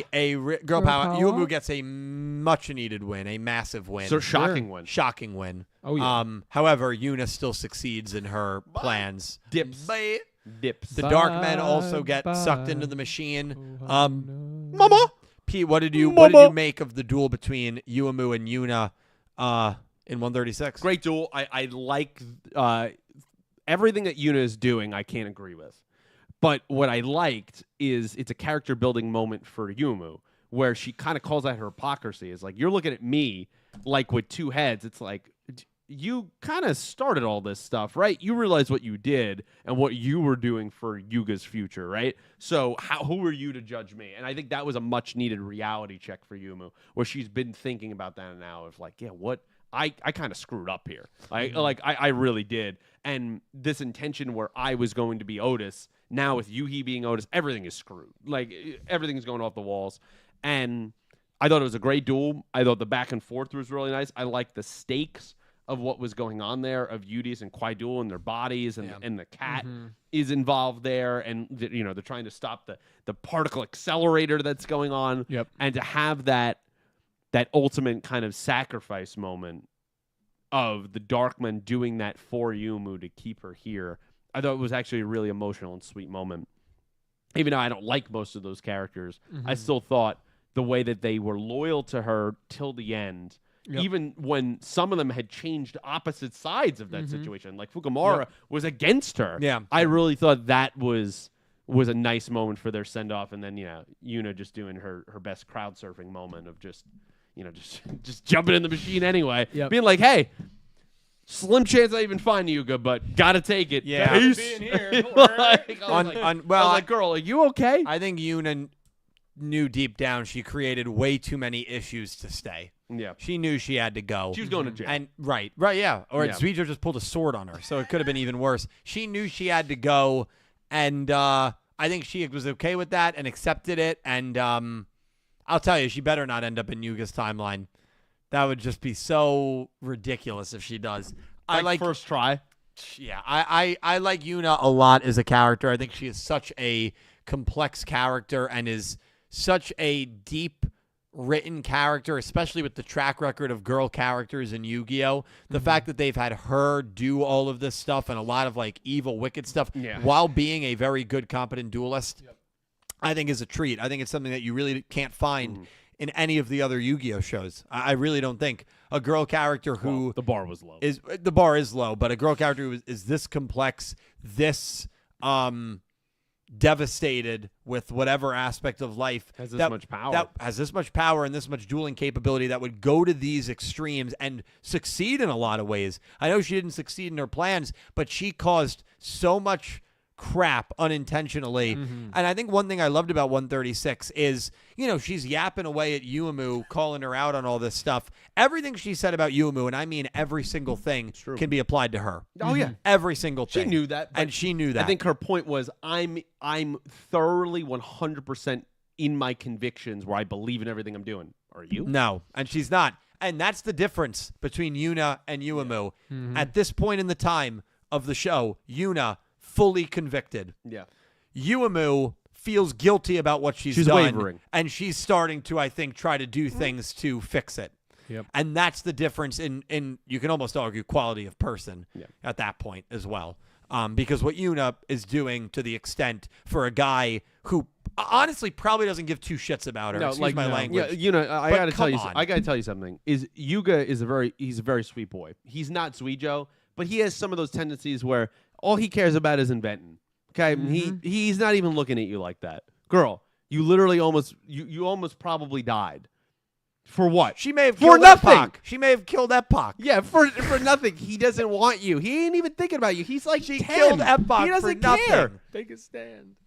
It's no, but it really is unbelievable. It's crazy. Like, and I Listen, we've had some friends like this that you can't talk them out of it. I know. What are you doing? I know, but what's going on? Like we have all, I think, been there with people that or oneself where you like really, really are infatuated with someone, and it's easier when you're on the outside to realize, hey, that person really doesn't care about you. They don't care. They really don't. So I think it's harder.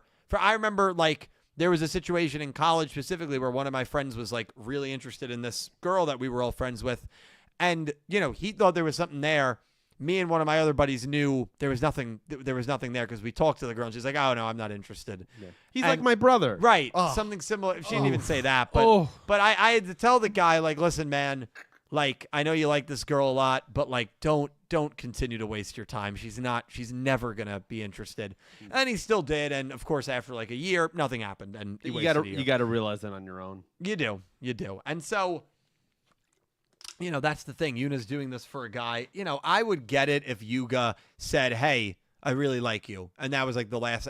Then I would get it a little more. Yeah, she's like, yeah, I didn't even tell him. He doesn't care. You know, to be honest, I think they did it because I think you would be able to relate to Yuna more if there was a connection, right? Yeah. She's chasing after a lover. That's a very actually cliche and typical plot line in a show. Even though not usually Yugioh. Not usually Yugioh. But the fact that Yuga clearly doesn't have any feelings, at least from what we've seen, for Yuna, that just makes it more like, what are you doing? And I think they did that intentionally. Crazy. And for me, that's a genius. He spent the same amount of time basically with Asuka. Like, correct. Like, he might have more feelings for Asuka. We know Yuga in the future there's some chemistry between him and Asana. Yeah. I'm just saying. Yeah. I'm just saying. Right. He sees Asaka and says, oh, you look like Asana. If I had to put money on these situations, that's where I put my money. He rode on her machine. R7, I think it was called. He rode on her machine. That was a moment they showed us in the show as a flashback. It's like that little moment. They even showed it again in the show in Go Rush. So he rides on her machine, and then he sees a girl that looks exactly like her in Asaka. Thank you.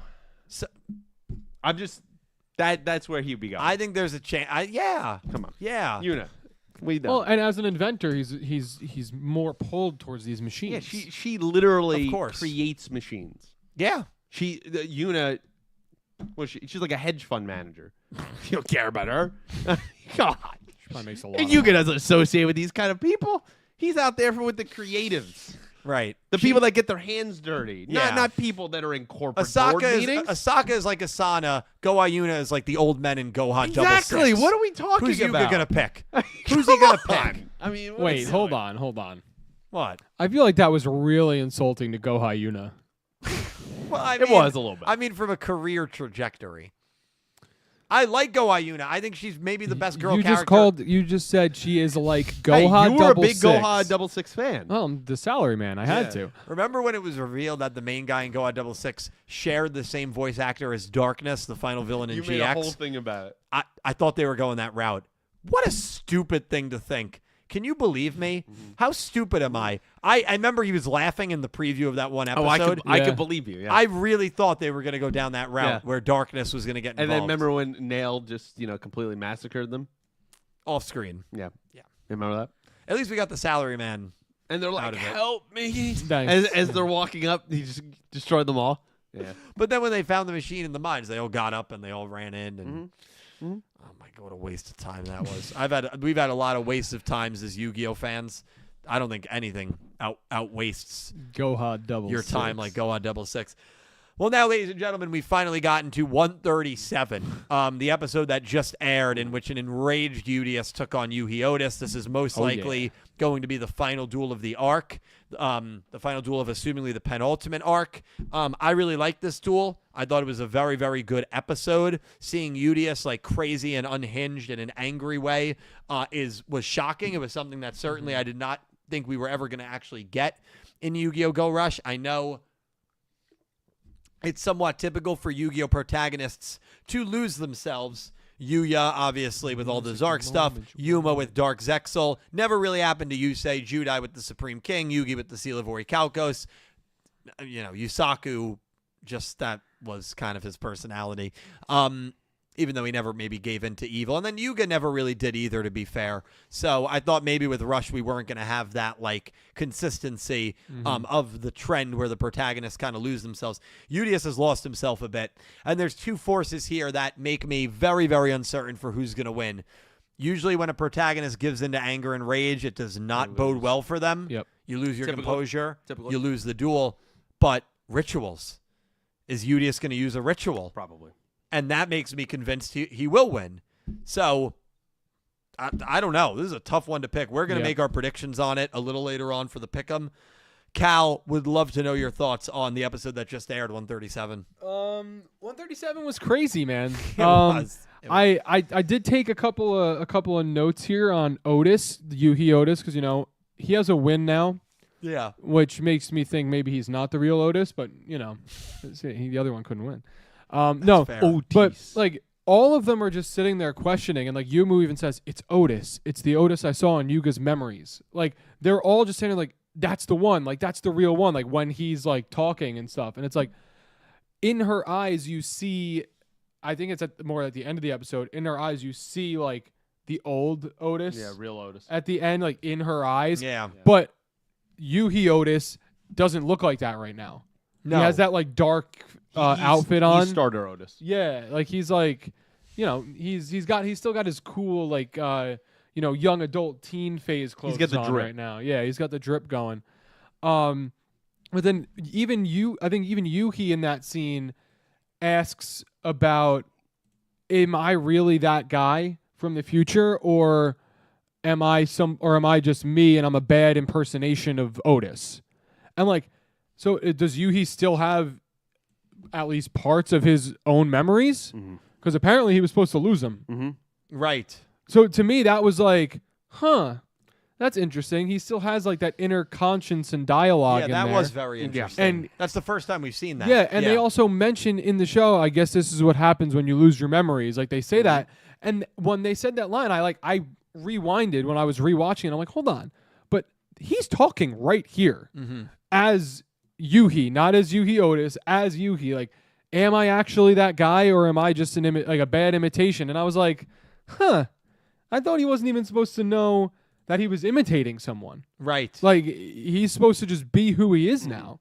So I thought that was really, it was interesting to me because, I mean, he definitely could be, right? He could be transforming into that, and this is more of just a realization because other people are telling him who he is. Right. So it could be that. But to me, I thought that was really, really interesting. Obviously, the duel starting, the way Yugioh has been dueling is interesting. Like you said, not his style, taking damage himself, which he would never do, because remember in the earlier seasons, he didn't want any of his comrades on the field to even be sacrificed. Yes. Like it was crash them into another monster. That's like, not his style. Nope. So it's just it was very interesting how big of a change that is. Granted, a long change, but still a big change nonetheless. And then while they're dueling, they're going at such high speeds, it's almost like they're restarting the particle accelerator. Right. And because they're like, well, the time machine technically already started. Yeah, I know. And now they're powering this thing up. Yeah. Maybe this duel doesn't end. It might. You know what I not. mean? Like I know. They know. could This do is a one hard thing duel. that makes them crash, and that whole thing goes off. Yeah, this is a hard duel to pick. That's why I can't wait to read the 138 and 139 summaries. Literally, they just dropped it like an hour ago while we were live. We're going to bring those to you in just a few minutes. Yeah. Pete, would such love a to good know. I'm actually going to go to the restroom. Would love to know your thoughts, though, on 137. Yeah. Do you want to hear his thoughts? Or do you, like, I could. Yeah, we could just wait and do some donos. And then that way you can hear his thoughts? Well, I feel bad not being here for the donos as well. This guy rather not listen to me. No, all right. I'll say my thoughts. No, Go. actually, it's very easy. I'll pull up the stream. This guy, man. Yeah, episode 137 I thought was really good. I like, Yuhi's a little bit of a transformation where he gets, a darker Otis going on there. Yugioh very obviously is not him, right? He's not the same. Yeah, something He's happened. off. He kind of has this red aura around him. Everyone, can notice. It's very obvious. Even Otis is like, well, this is not the same one from a few days ago. No. And he has been changed by Kwai-Dul. Now, is he physically changed? Who knows? But at least personality-wise, that deeply affected him. Well, I think, and I'm going to just add and let you continue. I feel like it's almost as if he warned them about these other universes, and then Yugioh changed, almost as if the other universes may already be taking some sort of effect. Yeah, you would could be see a that further way. theory, but I like, think he took it extremely as he should personally. That he isn't who he should be, and he's seeing it as, you know what? I am making a decision for the first time. Basically, F this guy Otis. Yeah. He has to go, and I'm taking it upon myself to eliminate he him. realizes the power that he has. He made that point. He's just like, I'm literally eliminating you right here and now. Like, you're done. Like, it's over. And that, we've seen time and time again, people that we regard even as Kwai-Dul, very bad people, that he's talked to them, tried to understand them. I mean, Kwai-Dul was literally about to kill him and take over his body. He's like, you know what? That's what you want to do, man. Go for it. I get it. Yeah. I understand where you're coming from. And that was a quick bathroom trip there. I ran.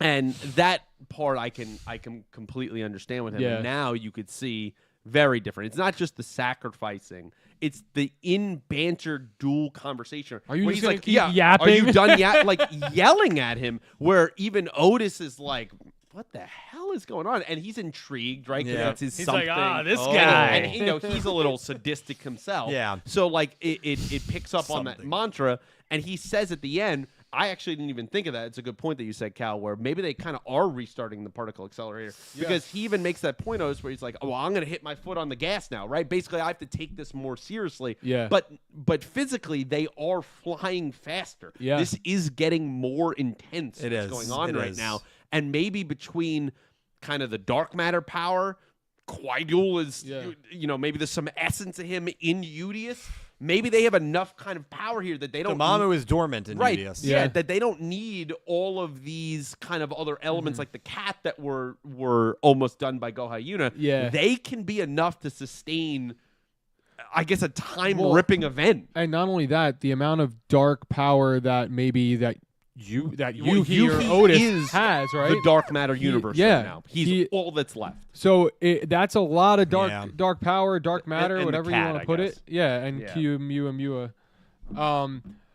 But it's I think Kawhi Tell, who I know not many people listen to when he talks anyway. They're so mean to him, man. I feel like he mentions that like, well, they are moving pretty fast. Yeah. Like basically to say they could do this themselves and it can I still didn't even go think off. about that possibility. It's a good. Yeah. It's a good point to think about. I just like how this duel was set up, and I love our normal Udius, but seeing a little bit of it, sometimes he can frustrate me.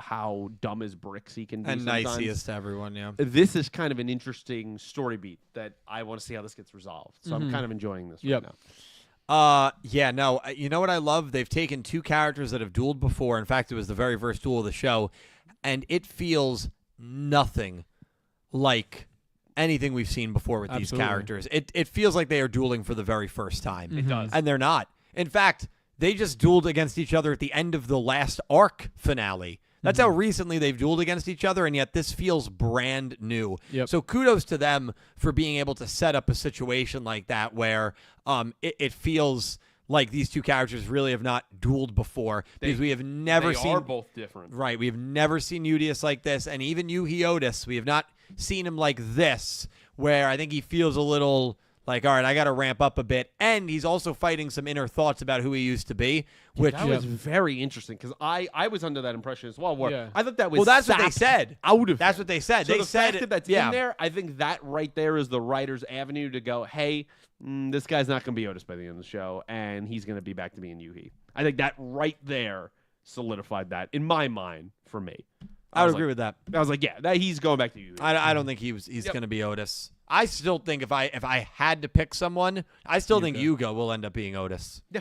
I do. It's my thing all along. Yeah. Even though me and Cal were talking about this right before, we came down here, and right before you got here, Pete, and we were like, Yugioh is either going to play a massive role, major or not even none. come back. Yep. yeah. Dude, I don't think there's any in between. I'm starting to wonder if he's going to come back. I was rewatching one of our old reactions. Yeah. From earlier in Go Rush when it's just coming out of the space time. Okay. And we literally have a moment where like it's gonna cut back to the scene and Yuga's not gonna be there and he's gone. And it's like he's just the master of just disappearing when he is like he's there to the point where he can affect change, but to explain anything to anyone, gone. He's out. See ya. The You old guys Irish figure it out goodbye, yourselves. bro. I have all Yeah. the answers, but I'm not gonna tell you. Bye. Yeah. Sorry, I gotta go get ramen. I can't be here. Like, what are we doing? What are we doing? Come on. Yeah, we gotta. I don't know, man. Now as this podcast has gone Season 4. on, I'm starting to. Yeah. It feels like it, right? Because Oh my how are you God. going to tie up all these things in one? I'm, That's what I'm I was starting saying to to you think we're upstairs, getting too. another year. That's why people believed it. I was saying that I was like, well, do you think they can wrap up this storyline, wrap up Yuga's involvement? Like, are we going to see Might be season Gohayuna? Are 4, we man. a see Epoch? There's a lot There's of a a lot lot. of ends to tie. You can't be. I know, like you'll be a little bummed, but it's still Yugioh, man. We still love another Go year. Rush. Still another year. So yeah. I wouldn't hate it. I really wouldn't. And I mean, No, you'd have I a- won't hate it. I will be disappointed, but I won't hate You it. could have an More entire Robian like duels, baby. dark ritual season, but maybe they all end up in some Well, I alternate will universe. tell you a season where there is like multiversal parallel world travel. I think is very exciting, actually. And But it could be a very dark season where they're going through all these alternate universes and realize, wow, what we were doing was much nicer than what's going on over here. Mm-hmm. Like maybe they in a different universe they Well, don't. Cryduel already showed him. Yeah, all those like- terrible universes. But you have to assume you're not going to end up at Well, the ones I that don't know he if they showed were him. I terrible. feel like. They were just not for us, right? Being pickled, whatever, and stuff like that. It was just like, yeah, that's what Well, there was one where if That's your a- collar wasn't properly, your ear gets cut off.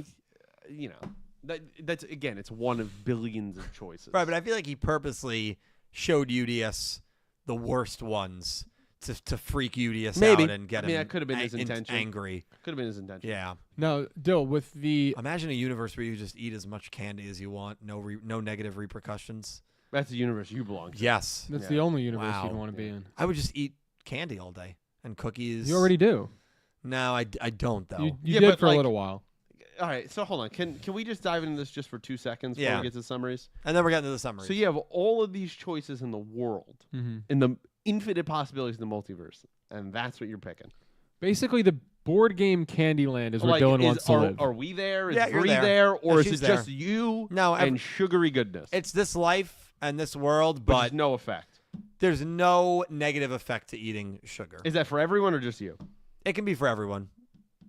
It can be. Doesn't have to be, but it can. I be. mean, I wouldn't mind just eating cookies nonstop. Yeah. I mean, I think Pretty people. awesome. I think people overlook how great that would be. Cookies are great. It's my favorite dessert. Yeah. Wow. we should that could be your dinner. We absolutely listen. Kitchen's Corner Part 2, man. Yeah, Let's bring it back. Let's bring it back. Right here in the kitchen. Oh yeah. Boys and chat, want to say thank you guys for watching. Are you ready for these summaries? I'm ready. No. Now, But yes. Are you going to ask Cal to read them and then move them? Yes. Okay. Now, 140, make sure you're caught up on there. 140 and 141 have not come out. The titles have not come out either because there's a 2-week break after these episodes. Summary's going up now. Actually, you know what? Now I'm going to, hold on. I'm going to do an intro because I think I'll probably make this a YouTube video.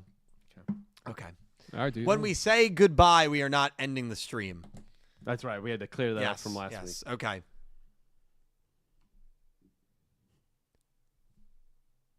Here he is. He can't get it I got together. it. I got it.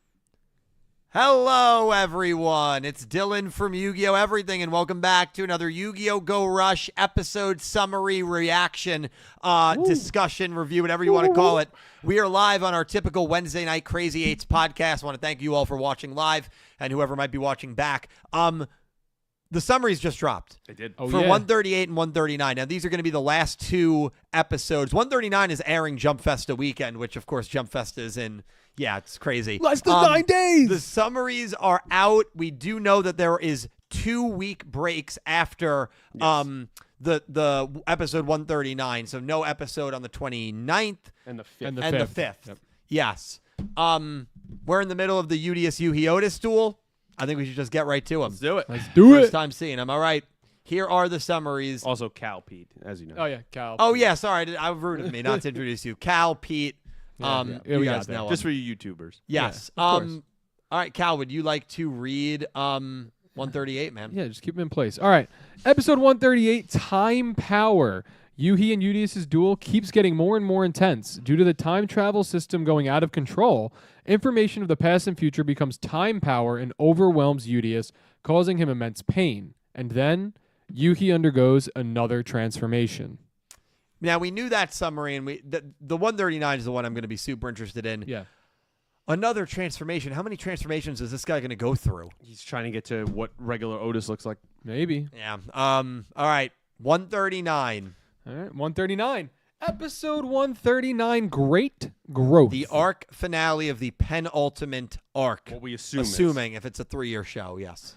Otis is putting pressure on Udius with his immense power. As Udius bets everything on his draw, he manages to draw a card that he shouldn't be able to draw.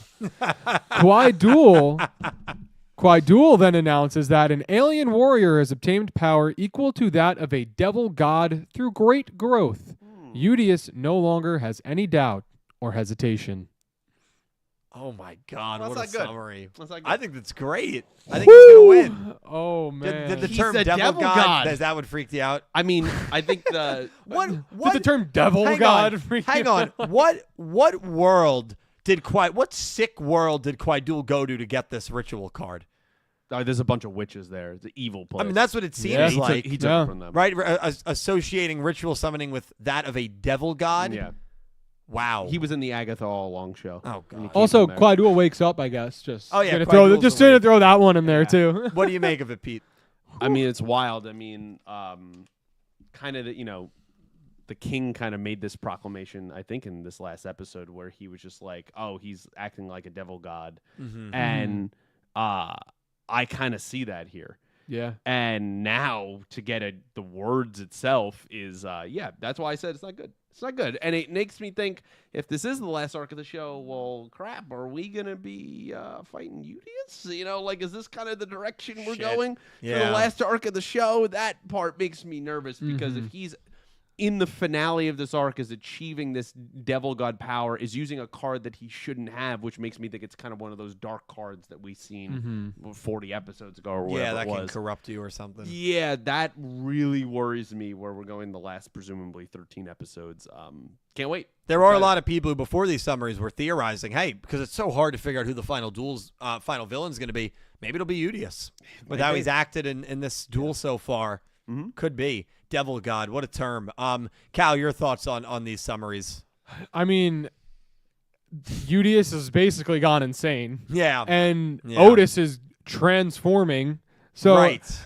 Like you said, like this is like a first time duel between characters that have dueled multiple times. Absolutely. Because they are not themselves in any way, shape, or form at this point. And I mean, Devil God is a very strong term to use for someone, and having the power equal to that of a devil god doesn't look good for anybody in this scenario. Yeah, has Quaidul purposefully made Yugioh this like dark force that is going to be a threat to all of us going forward. It's like the devil on his shoulder. I mean, yeah, you would think. I mean, way back when he talked about his plan, what was that, like episode 75 or whatever? Yeah. He said the best way to kind of get people behind you or to do what they do, have them do what you need them to do, is not to kind of manipulate them. It's kind of piggybacking off of what Yugioh does, the most powerful and popular person in the universe. Well, if he's your ultimate knight out there, pretty easy to do that now. Yeah. Wow. I know. I'm most interested to see what will happen to Yugioh when this duel concludes. Will he kind of like snap out of it, or is that thirst for seemingly anger? Right. Is that going to continue? Yeah. And if that continues and that's how this arc ends, I think he's going to maybe be the final villain. Yeah. I think they're going to maybe go down like a Yuya Zark route, which I know people are starting to get flashbacks of that in a negative way. It's of course different because this was not, just because that's the only comparison I can make, because that's the only main protagonist in a Yu-Gi-Oh show that ended up also being like the final threat. Man, I don't know. I'm definitely nervous. I'm nervous for Yugioh. I'm nervous for our crew. Yeah, the whole crew. Obviously, the time machine is also maybe going to, although no mention of the time machine in those summaries. No. No mention of Yuga either, or a mysterious character showing up. They mentioned the travel system going out of control in 138. Okay. Because they it's have the literally time called power. Yeah. But clearly it hasn't taken its full shape yet because there's still a duel going on. However, I feel like Yugioh is going to use this card and the time machine's going to go off. Maybe. That's the feeling I get, where it's like he's going to get to his darkest point and then like flash of light. I also love the narrator speech in that summary of 139, because remember when Quaidul was narrating all of those episodes very early on in the show. He's talking to us right now. Yeah, it feels like he's talking directly to the person reading the summary. Read that again for me, Cal. The whole thing? No, just that part with Quaidul speaking. Quaidul then announces an alien warrior has obtained power equal to that of a devil god through great growth. Yep. And growth that he caused. Yes. And that Yugioh is no longer hesitating. Yeah. That sounds to me like he's given into the evil. Isn't this fascinating? Wow. His eyes are going red. Both of these characters in this duel have been kind of pushed in this direction to where they're dueling right now, because Yuna pushed Otis to try to make him into that, right? Gave him the deck, said you got to start acting more like him. Didn't lock up the time card, that the time machine that allowed this situation to happen. And then on the other side, obviously, Quaidul has done that for Yugioh. Yeah. So both of these characters have been pushed to the brink, and it's not going to fare well for anybody else. No, and Yuna dipped. Yeah, Yuna she's said, lost yeah, the face. Bye. this reality is Swan dive. effed. I'm going to another one. Yeah. Test Yeah. my luck. Yeah. I hope she ended up in a not great place. She's in the pickled one. she's in that area. Well, also, the time travel machine's interesting. I have to imagine it stays within this world and doesn't go to a different world. But I don't know. I don't know the full power of it. So I don't think they do. We don't understand what's going on. yeah, man. Wow. She goes to a Crazy. world where everyone that she knows exists except Yugioh. He's not possible at all. That Like he never existed in that world. That would be fitting. That Well- would be the ultimate comeuppance. that she yeah, I mean, deserves. listen, and I like her character a lot, but she did some horrible things. She did. I think And her simple as that. karma would be simply that she goes to another universe that looks similar and there is a Yuga, but he's the complete opposite and he's just an absolute jerk. And She's like gets, Roa. And she gets there. Well, no, like even worse though. Like imagine. she gets there and he won't acknowledge her, but is like mean about it, not like Yuga about it. Mm-hmm. And then she feels hurt and realizes she's in the wrong place and now just has to stay there. Yeah, that'd be fitting. Yeah. She does all this and then he is there and he just goes, "Yeah, I'm not interested. Sorry." Well, that's what would happen. Yeah. The funniest part is that's what would happen if Yeah. she did reach him. Yep. So let's be honest. I don't know. I could see Yuga being like, "Well, I was waiting for you." Oh, please. Like it was the long con, the long game the whole time. Come on. You never know. I want to thank you guys. Mysterious man. I want to thank you guys. I want to thank you guys for watching us break down the episode 138 and 139 summaries. Leave all your theories down below on how you think this final duel and potentially this penultimate arc is going to play out in the comments. Thank you all so much for watching, and I hope you have an amazing day. Take care, guys. Bye-bye. Adios. Okay, we are not done. The stream is not over. I know. You That gotta is say just that. See ya. that is just for a video Bye, guys. that we're probably going to do. Yes, and as Colin said also, he said exploit, not manipulate. That was Kwaidu's line of saying it's better to exploit people than not manipulate. So thank you, Colin. And He I mean, feels like he exploited. is exploiting Yugioh Yeah. right now. Kwaidu is going to be the final villain. I think he's going Yeah, to be. especially after this summary. I don't think it'll or be even if Yugioh. it's Yugioh in this state, and it's Kwaidu being the puppet, The devil the on puppet, his shoulder. the puppeteer, He's and kind of the puppet Yeah. there.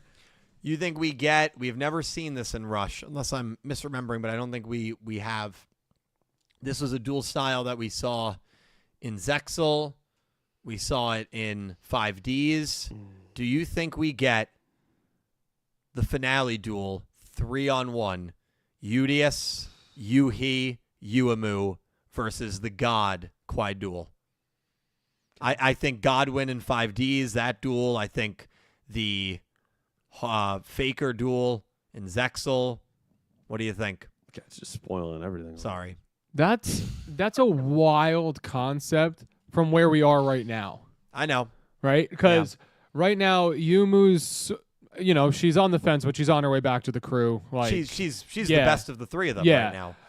Yuhi's absolutely mentally insane, and even more mentally insane right now looks like Udius. Mm-hmm. I mean, unless Udius immediately snaps out of it, and they realize it's all Kwaidu's fault.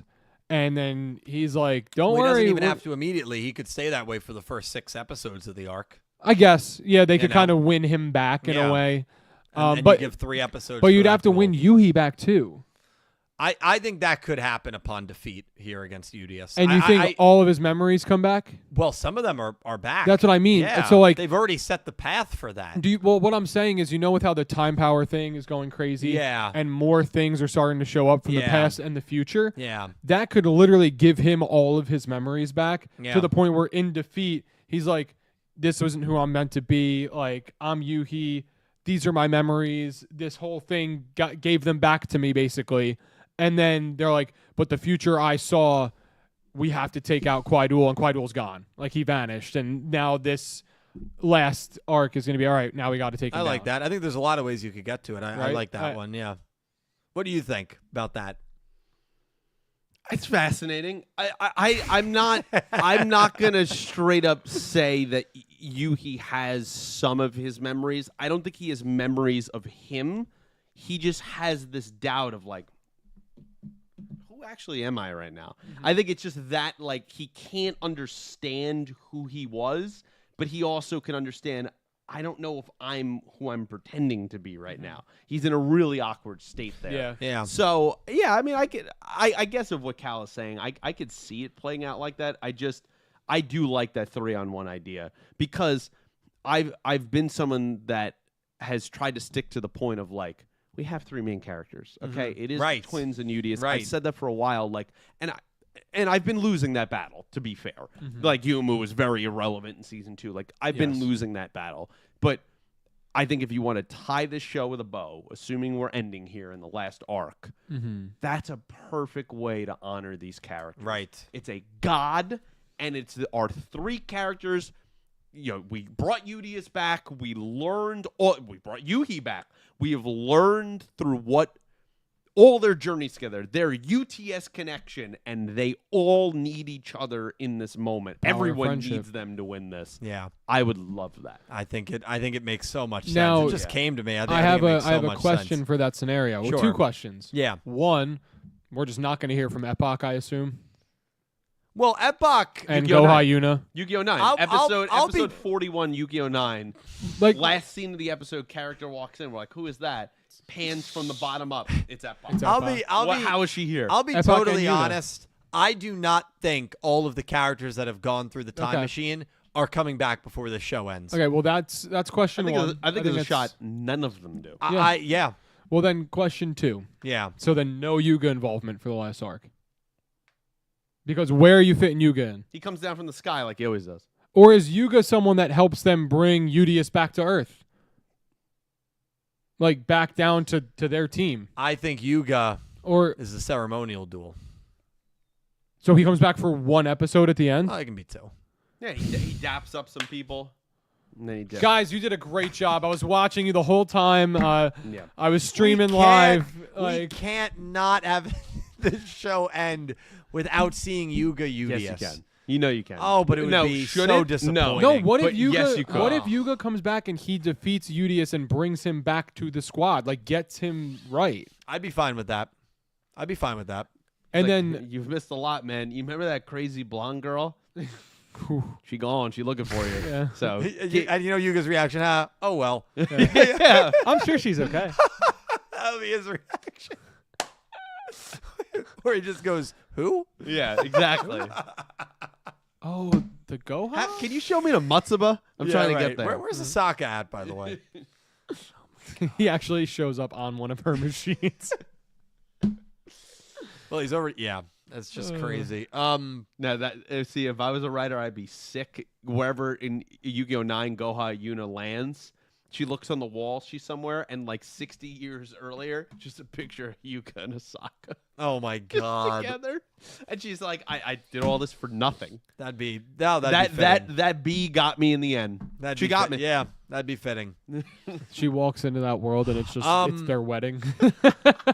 You know, there's so much stuff that needs to happen, and I get why all of a sudden the majority won and the majority voted yes in the poll in my afternoon No, I stream get it. today. After talking through it. After talking through it, I could see a 4th year. I really could. So I definitely could. I really could. I can definitely see this being like the introduction of ritual so that when the new show comes, you know what the main summoning mechanic's going to be also. Well, I actually would. I think if You there, had a whole season of it.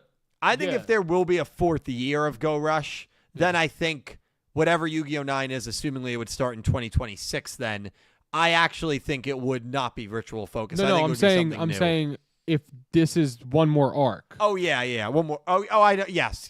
If there's not a season 4, If we Yu-Gi-Oh! get a new 9 will one. be ritual. I fully agree. I think. Or And at I least start and ritual. I think that makes sense. And then I think if there is a 4th year, like you said, I don't even know if it would be Rush after that.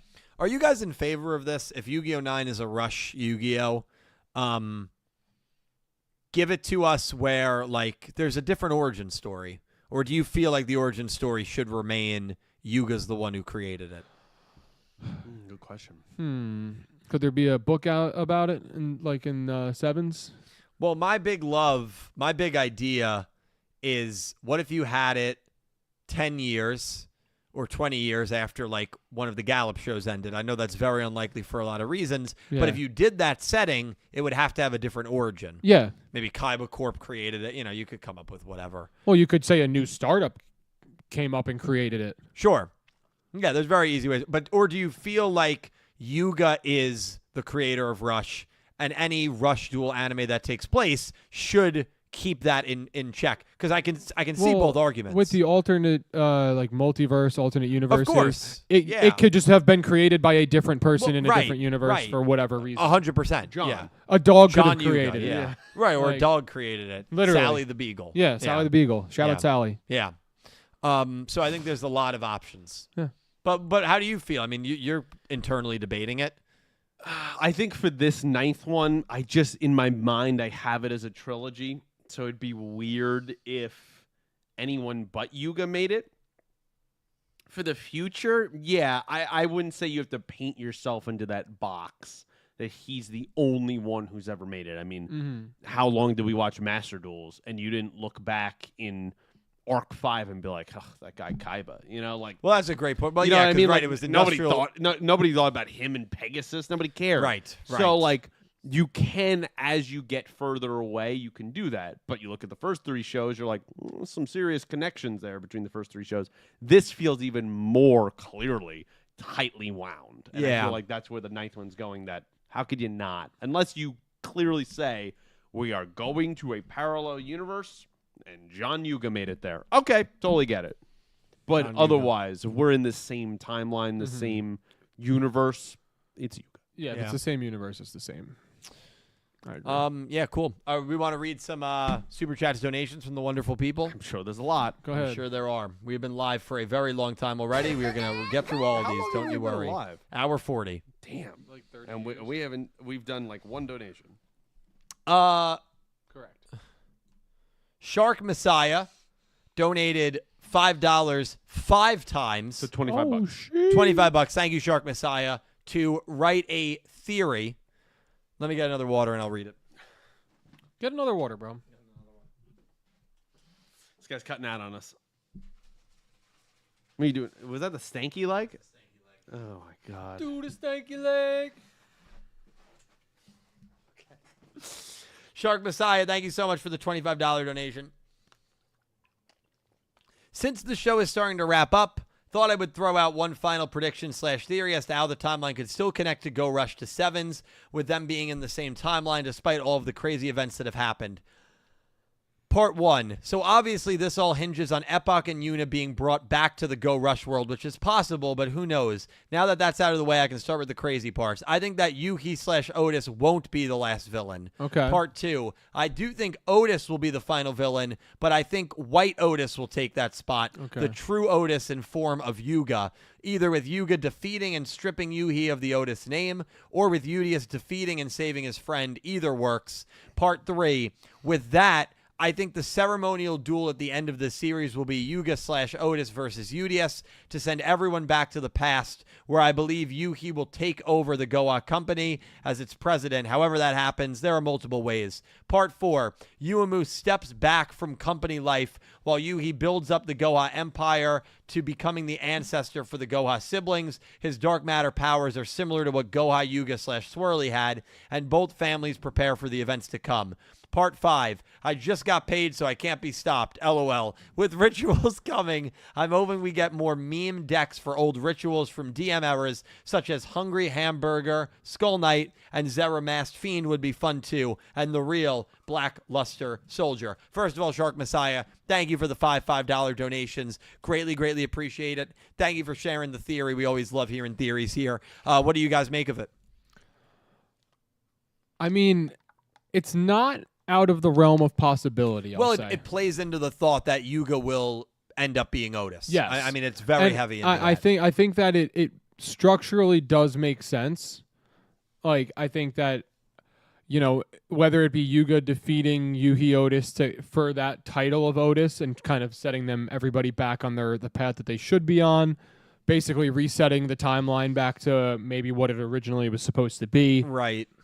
And Yudi is still coming back to being himself, all of the main crew being, you know, back where they should be together and not dark and insane. I think for a good, happy ending that can be wrapped up fairly quickly, it makes sense.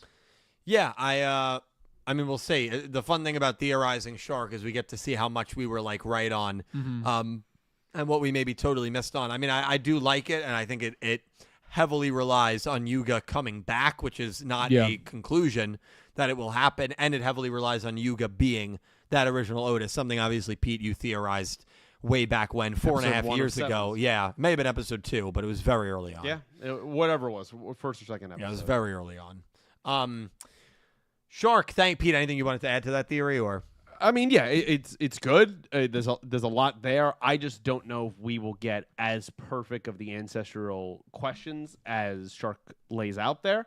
I think that'd be awesome. I just think that the show is not entirely concerned with that. I think they like that. Well, maybe the character goes that way. Like they like doing that a lot to us as the audience. So like, I mean, who knows? Yeah, is this 200 years ago or 500? I mean, who the hell knows? They even made a joke about it where Yuma was like, "Am I his great grandma or his great great great great great grandma in the 132?" So clearly they're having fun with. They know people don't know how long it is between the shows. So yeah. But appreciate it, Shark. Thank you so much. Scroll all the way to the top real quick. Oh my God, dude, come on, JR with that is our second $100 donation of the stream. JR, thank you so much for the $100 donation. Thank you, JR. Thank you, my man. If we could have some attempts in chat, please. JR, Glenn, thank you so much, man. Jesus Christ. Thank you, JR. I know JR. Unbelievable. JR really would like it to get away from the Rush Duel in Yu-Gi-Oh! 9. A lot of people feel that way. Yeah. And by the way, I don't disagree. I think I would like a hybrid. I prefer Master. Yeah. What do you think? Even JR did not put anything in his message. You love that. I do love love when that. people do Maddie that. is famous for doing that. He'll donate $50, $100, something crazy. Doesn't no even message. say anything in the chat. No message. I don't know. But JR is so kind. So JR did not ask us anything, so I'm going to make up a question that maybe JR would ask. Sure. And JR, seriously, thank you so much, man. Happy you were able to catch one of these because JR usually isn't able to make the night what streams. you're going to make up here. I'm going to make up what? Like, what's his blood type? We're gonna No, talk not about. what percentage chance would you give a non-Rush Duel anime being announced in 8 days? 2%. That low? Yeah. Extremely low. Ridiculously low. I was gonna say 5. So. I was gonna say 5 too. Yeah. I think and the one thing that honestly changed me, and originally I was like 70-30, but the one thing that changed me is the rituals. Yeah. I mean, I think that is. I don't think you can look at that and say, oh well, the Rush Duel anime is ending in 4 months anyway. I mean, the literal 5% that I have says it would be one that has both. Well, no, so I actually 5% for me is pure master. Oh. I think I would still give it a 25% chance it's a hybrid. See, so I'm 5%. It's either a hybrid or master. You don't think there's any chance it's master? I think there's a 5% chance. 2%. Okay. I think the only way they would put master in if they want to keep it with the universe too, is using the multiverse where like they end up in a world where they duel differently. Yeah, and that could happen. And you can then teach master and they can learn it. Could happen. And then all of a sudden it's hybrid, right? All of a sudden they're hopping between worlds. This is a master duel world. This is a rush duel world. And then like that at least adds a reasonable way of getting the game in both ways, and then they could go from the hybrid into maybe a full-time master for Yu-Gi-Oh! 10, because at that point you have your Rush trilogy, even with the hybrid as the third one, and then kind of can. I will say this for everybody that would like a master, you'll get a master. Yu-Gi-Oh! Movie. Oh wow! We are overdue for one, man. You've been saying this since I've joined the podcast. All right, okay. We don't need to. I'm sorry. Okay. We expose him. He doesn't want to be exposed. In 8 Just days, like his lackluster Jump Festa stream titles. in 8 days. What do you mean Yu-Gi-Oh! lackluster? 9 is here? Question mark? How is that lackluster? It's going to be the same thing as last year as the year before. Well, it will be the same thing. It That's is thought-provoking. boring. Well, what do you want me to say? Boring. Yu-Gi-Oh! Will change forever. No, you already used that one, by the way. You already used that one. You have to like some of the relevant news that is going on goes into your title. Jump Festa, couple things of news. Yu-Gi-Oh! 9 question mark, and then that's your stream title. Ritual summoning a Yu-Gi-Oh! 9? I think Yu-Gi-Oh! 9 needs to be at the forefront of it because that's the big piece that people care about the most. Okay, so you could say literally Jump Festa Yu-Gi-Oh! 9 dash and then put some other words in there. Like movie? Question mark. No. What? Well, I don't know what else there is. Like you talk about what's currently going on, like a ritual or like something that draws people in like that, not just some generic. You're not gonna listen. Duel to Links anyway. movie? You're gonna do the same exact thing. Doesn't matter what you're gonna do. None of these things are happening. You don't think there's any chance for a movie? I like 1%.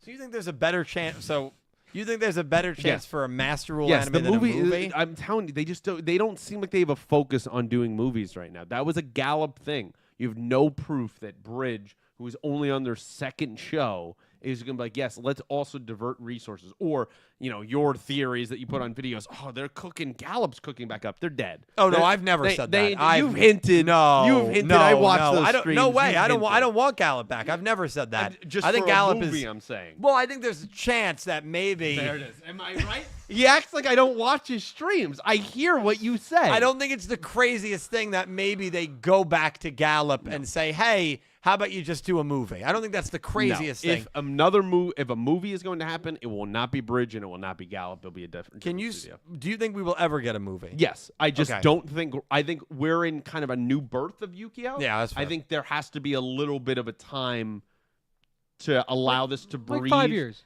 And don't be shocked. I wouldn't be shocked if Bridge actually was the first one in doing a Rush movie. No, I actually. and they kind of do that instead. I don't disagree with that. They just got to build out their cachet. Yeah, I think that's fair. I think that there is a reality where we get a very small teaser at this Jump Festa, and it's like, hey, 2027. So it's still way away. Because marketing wise, that wouldn't make any sense. When you're doing a movie, you're typically doing it within a 6 months to a 12 year. to 15 month cycle of when the movie is coming out. You wouldn't do it that. And now, have movies done that before? Sure, but usually they've been catastrophic failures. It ends up suffering delays, all that stuff. Now, what about? Hear me out. You're gonna like this. You're gonna Okay, like this I a hope I lot. do. You're gonna love this. What if this show ends right in 13, 14 episodes, whenever, however many we are away, and at Jump Festa they announce Yu-Gi-Oh! 9, but then they announce a movie, which is the Rush continuation of this, so we do get those unanswered questions answered, but just in a movie way later down the line. I'd be very excited. I would also be stunned. I don't think they will ever do a Yu-Gi-Oh! Movie that doesn't have to do with Yugi. And a big reason why who said that they're multiverse? Who said Yugi can't be in it? I was using Yu-Gi-Oh! Learn how to rush duel. Or they learned how to master duel. In a movie, though, only in 2 hours. Think about the time a movie goes. That's basically like 5 to 6 episodes. Okay. What we're talking about, these 7 episodes, that's about how long like a movie is. I think this is a problem that people and Movies you're- move fast, yeah, bro. you're not at fault for this because this is a common thing people suffer from. But when we watch so much TV like we do, I think we get used to these slow, kind of moving, developing stories that we kind of dilute movies sometimes and go, how are you going to tell a story in 2 hours? True. They've been doing it forever. You're right. That's what movies are. You're right. And I think sometimes with shows, if we cut away a lot of the fat of the show, we go, man, there's a lot of filler going on in here that's not needed. Hence, Zayat and Dinois. Don't need this crap. Let's get down to the actual meat of the story. You could definitely do that in It 2 just hours. takes out a lot of fluff, and you add in maybe you have, and if it's rush dueling, like those duels go so quick, you can have a few duels in there that are bang bang bang, and then I will say the beautiful thing as well is Yu-Gi-Oh! Already has a track record of, I think, telling a story very well in Dark Side of Dimensions. I think Dark Side of Dimensions was a very, very well done movie, and that was a brand new villain. That was a brand new story. So they can do it, yeah. Yeah, it'll be interesting. I'm excited, man. I think something big's gonna happen. I think we're gonna get some good news. I love you, but you do this every time. You get insane. You gotta bring it down a little bit. I don't think there's anything wrong with getting excited. No, there's nothing wrong with getting excited, but I think sometimes you hype the expectations for even the people watching. I don't think I do. Who are living and breathing on your word. There is a huge. You're like, There is a huge Yu-Gi-Oh content creator, that made a video last year and said, "Is the one? Yes, it's about to change forever with a Tem walking through the door." Yes, but it was clickbait. It was clickbait. Right, but I'm not saying that. He didn't even believe what he was saying. I'm sharing. I watched the video. I'm sharing my opinions, and I think that there's a chance we get a movie. So elegantly pointed out about 5 minutes ago. You say this every year. I do say it every year because I think we're overdue for one. But hey, you know what? You know who's actually on my side for this, and he's usually not on my side, and he'll be here for Jump Festa. Latrell Manticore. He agrees with me. He thinks we're getting a Yu-Gi-Oh movie. It would be awesome. I just think we're hoping a little bit. At some point, it's got to happen, we're man. hoping a little bit. Pokemon gets one every year, man. At some point, it will happen. It's just not right now. Pokemon gets one every year. Yeah, and you're gonna keep being salty about them. They're bigger than you are. That's just the truth. They're more well known than Yu-Gi-Oh. No, you ask anyone on the street, especially 5 years ago, 6 years ago, and go, "Hey, what's in your pocket? Duel Links or Pokemon Go? What's winning that one?" But what card game are you playing, Yu-Gi-Oh or Pokemon? You'd be surprised how many Pokemon Magic the streams Gathering. I see. A lot of people too. play Pokemon, but Yu-Gi-Oh is certainly a more popular card game. I mean, there's no argument there. I would agree Pokemon is a more popular IP. I would agree with that. Overall. Yes, I would agree with that. We're due for a movie at some point. I just think gotta wait a little bit. 23rd. And you got pumped up with the Konami studio. Now that kind of balloon is deflated a little bit. Just bring it back. I'll tell you, there's a lot of people that are more pumped up than me when it comes to that Konami Animation Studio. Yeah. I have a video coming out Friday. It's not my fault. Absolutely not. I mean, they first of all, they released it in February. They sent out polls. And also, I think most people that do watch my videos have their own opinions. I don't think most people agree with everything that I say. I love you, man. I do appreciate that people do enjoy my content. But people have vastly different opinions than me, even people that do enjoy the channel here.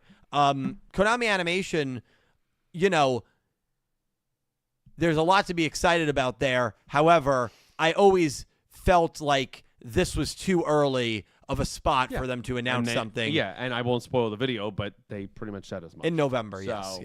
Yeah. So we're going to get some great stuff out of this. I agree, man. We are. It's just... I hope. Because there's also a reality we get nothing in Go Rush Ends. No, you set your expectations a little lower. Can't do that. And if you get a movie, then you're through the roof then, man. You don't want that deflated feeling, I'm telling you. I've been there with you, man, till 2 o'clock in the morning. You're jumping up for nothing. You gotta just bring it down. To be fair, the transition in the slideshow looked like Judgment Arrows. Yes. Aren't you doing Saturday as well? If nothing gets announced Friday, yeah. So if things get announced, isn't there still a Go Rush thing on Saturday? There might be. It might be a shorter solo one. I'll see about Saturday. Could be a good one. Whatever it is, now man. I'm getting nervous. No. Now you've talked me into thinking nothing's happening. No, that's not what I'm saying. I'm telling you to just level the boat. Just float. Oh, man. Well, JR, thank you for the donation. we got a great combo out of The problem is, though, you're JR. up in the clouds, and what Pete's saying is, just fly at 30,000 feet. Don't go any higher. I'm just trying to tether you to the ground so you don't float away. No, and I do appreciate that, but as soon as we go live. I know, man. I can feel the energy. Your heart rate goes to like 150. That's You're the like, worst part. I usually get stuck sitting right there, sitting next to you. And then I'm just having to deal with the energy, dude. It's going to be a night where lives will be changed. How about that? That's a strong Jump Festa title. Is that a low key? That's a strong Jump view Festa to have. Lives will be changed. If you made that the Jump Festa title, I would actually respect you. Yu-Gi-Oh 9, the lives will be changed! ! I think you should. And one of those goofy ones where you're like, right. on the thumbnail. Oh my god, you got it. That's a great idea. Yeah, I think you should. Oh my god. Elaine, thank you so much for the 200 bits. Hi, Dylan and crew. Question: How did Quaiduel get ritual summoning from the other world when he was in UDS? Did Quaidul come out of Yugioh and got the ritual summoning, then went back into Yugioh? Or did Quaidul take over Yugioh, then went to the other world to get ritual summoning? Yeah, it's not really explained. I mean, I think when they were within his mind or in the freezing, I think Quaidul was able to just leave Yugioh without Yugioh even realizing it. Oh, maybe. I think he's just that powerful that he's able to do whatever he wants. I think the thought that he was trapped within Yugioh was not real. He was just chilling. Yeah. Or maybe when he was able to freeze Yugioh, that's when he was able to leave. And that's why sometimes Yugioh was frozen for much longer periods of time. He was gaining more control over him. Right. Mm-hmm. Right. Or, can I throw out this crazy theory? Yeah. It just came to me. Yeah. What if I was wrong? And what if all of this inciting of Yugioh had nothing to do with actually trying to make him a better character and fight for himself, and he needed him to get to some higher state so he could get out? Yeah. What if he just tricked him to do this? So he's like, all right, peace, and he dipped. I could totally see that. I mean, I don't trust Quaidul at all. Not even for a second. I really do like Yeah. my theory of that's the final duel, that 3-on-1. I love it. Yeah. I think it's a great idea. Yeah, I really like that. Elaine, thank you for another 100 bits. Something that might get overlooked from 137 is that 2 Dormammu are still inside of Yugioh, which we definitely talked about. Who do you want to and who do you think will be the final villain of Go Rush? I sent pictures on Discord. If you could look at them and tell me your thoughts on them. Could what happened in 135 relate to something that happened in Season 1? I don't have Discord on this computer, so I'll try to put it on my phone. I think the main villain of Go Rush will be Quaidul. That's my prediction right now. I tend to agree with you unless somehow the creator is involved. Like, that would be the only other option, I think. It feels like Quaidul right now. If I had to pick, I would like it to be Oda/creator. I want to wrap this story up and finish it. Yeah. Yeah, the coloring is interesting. I mean, I think this is supposed to be from episode 1 with the cat. The coloring is very similar. I can't show it on screen because I don't have Discord on here. But whether there's a connection or not, or they're reusing color palettes, who knows? But Quaidul's, I mean, we already know that Quaidul has been influencing Yugioh from the very first episode. Yeah. So there is a connection. Well, that's also what makes him, not to send on a tangent, but like your video of the top 10 villains, him being high, it's like this guy from day one in the show basically has been controlling what's going on. Yeah. His influence goes way beyond what he's done on screen. And I think that's what makes him such a good villain. Yeah, I would definitely. It would kind of be fun to be a narrator, man. Even if you weren't evil, just to kind of you're an omni being, just watching, narrating somebody's life. Yeah, have Morgan Freeman's voice too. Yeah, that'd be kind of nice. It's the only way you can narrate, you know? Mm-hmm. Solid snack. Sora, thank you for the $2 donation. So hyped for this massive podcast that's covering such awesome episodes. 135 gave me such joy. All the 150 plus hours I put into tracking every monster, summon, /spell, trap in the anime all started one day because I wondered how many rituals have happened. Wow. Sora would go on how about that? Sora would go on to say, also, I gotta say, Yuumu and Yuna now hold the number 1 and 2 spots for girls in Yu-Gi-Oh! Rush Yu-Gi-Oh! Is giving us a feast after Gallop spent 20 years giving us crumbs with girl characters. Such a hype time to be a Yu-Gi-Oh! Fan. I hope we can chat soon, Dill. After the holidays, we will 100% catch up, my man. Busy time for, I'm sure, both of us right now. But thank you so much for the donations. Thank you for watching. Yuna and Yuumu, the 1-2 punch, best girls in Yu-Gi-Oh! We're eating good. Of the Yu-Gi-Ohs that you've watched, would you agree with that?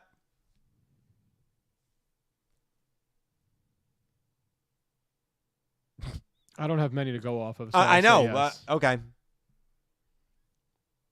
It's tough. It's close for me. Yeah, it's close between, honestly, Yuumu and Roman. Yeah. Because Roman is a pretty good character. Actually, yeah, Yuumu sucks. So, okay. and Yuumu has a lot of down moments. Yeah, I think Yumu's going to have a killer finale it depends arc. on how she finishes. She's going to slay, as some would say. I would project her to have a good final arc. If not, then maybe Roman plays her way into the top. You know what I mean? Now, I do see Dredger in chat. Nick T did say he was going to pop into chat. Has he come by? He wasn't coming. Come on. Also, Sora has an insane database of every single summon. Interesting that started from rituals. Yeah, I didn't know that. That's really cool. How ironic. Very ironic. That Dark cool. Emperor J, thank you for the $2 donation. Random question. What was the most chaotic day of any of your jobs? Very easy for me. to remember. I was at the hotel. This was July 4th, 2020, right after COVID. They opened the hotel without bringing back our GM and our assistant GM. Good idea. It was sold out. It ended up being a sold-out hotel. I was the only person in the building, and it was just, you can imagine how crazy it was. That was the next day I put in my 2 weeks. That was it. Oh, yeah, that's when you were temporarily out and then came back, and then right? they lowered our pay to bring us back in. Oh, but he'd be bearing the biggest of the brunt. Yeah, when he wrote you guys the newsletter. That's right. That's right. I forgot about that. That's what he brought me back to, a sold-out hotel on July 4th with no management, and so no. So I left right after that day. Okay. I have a couple depending on the job, but I'll go with. I used to work at like a catering and like event venue called the Channel Club, and one day I was working a double, so I was working 2 events. I worked a morning wedding and a night wedding. So I got to the Channel Club around 7:30 in the morning because we had to do all the morning prep, put everything together. Then, the event goes on until I'd say the actual reception of the event was like, because they do the ceremony there, and then you'd go in, you do the cocktail hour. I think it was like 9 o'clock start, 9 to 10, then 10 to 11 was like the breakfast cocktail hour, and then it was like 11 to 4. And then we had 2 hours to turn the whole place over so that we could do a 6 o'clock ceremony and then a 7 o'clock and then an 8 to 12 wedding. And I finished cleaning up at like 3:30 in the morning. Nah. And then I had to drive home, and there was a DUI checkpoint. Luckily, I wasn't drinking. I was working. But I had to sit in this DUI checkpoint. So I didn't get home until like 4:30, 4:45 in the morning. And I had gotten there at 7:30. So basically, I was working for like 21 hours. I hope that you day. slept so I good, dude. slept like a baby the next day because that was a Saturday, and then I think Sunday I just didn't do anything. Yeah, it sucks, But dude. it was chaotic just in the sense that it was just nonstop through the whole day, and it was like that 2-hour break wasn't even a break. But yeah, that was probably the most chaotic, and I have plenty of chaotic EY days. that I Oh could yeah, go into, yeah. too. I remember those stories. I remember those times. That was like 18-hour days. Yeah, I probably have a bunch, but the ones that always come to mind for me would be I was working at for a while at as a gas station attendant, and days right before there was a projected gigantic snowstorm were a nightmare. And when I say like you're scheduled for an 8-hour shift, you would get stuck there 12, 13 hours because it was so busy. You couldn't leave one other person there. Like you needed somebody else serving like over 1,000 people during the day. I mean, the amount of cash that I had on me that I couldn't even bring into the store safe because there was no time to breathe. There was moments I specifically remember being in a group chat with all of you guys and Sam and Christina back in the day. Yep. I didn't answer a single message till like 3 o'clock in the morning. I didn't even look at my phone all day. Yeah. I didn't stop. We had no breaks. We worked through everything. It was all you had was a momentary moment to have a sip of hot chocolate or water, and that's it. And I remember those days distinctly. And you were freezing usually on top of it, just out there for 12, 13 hours. So days I don't miss at all. Yeah, I can't blame you. Oh yeah.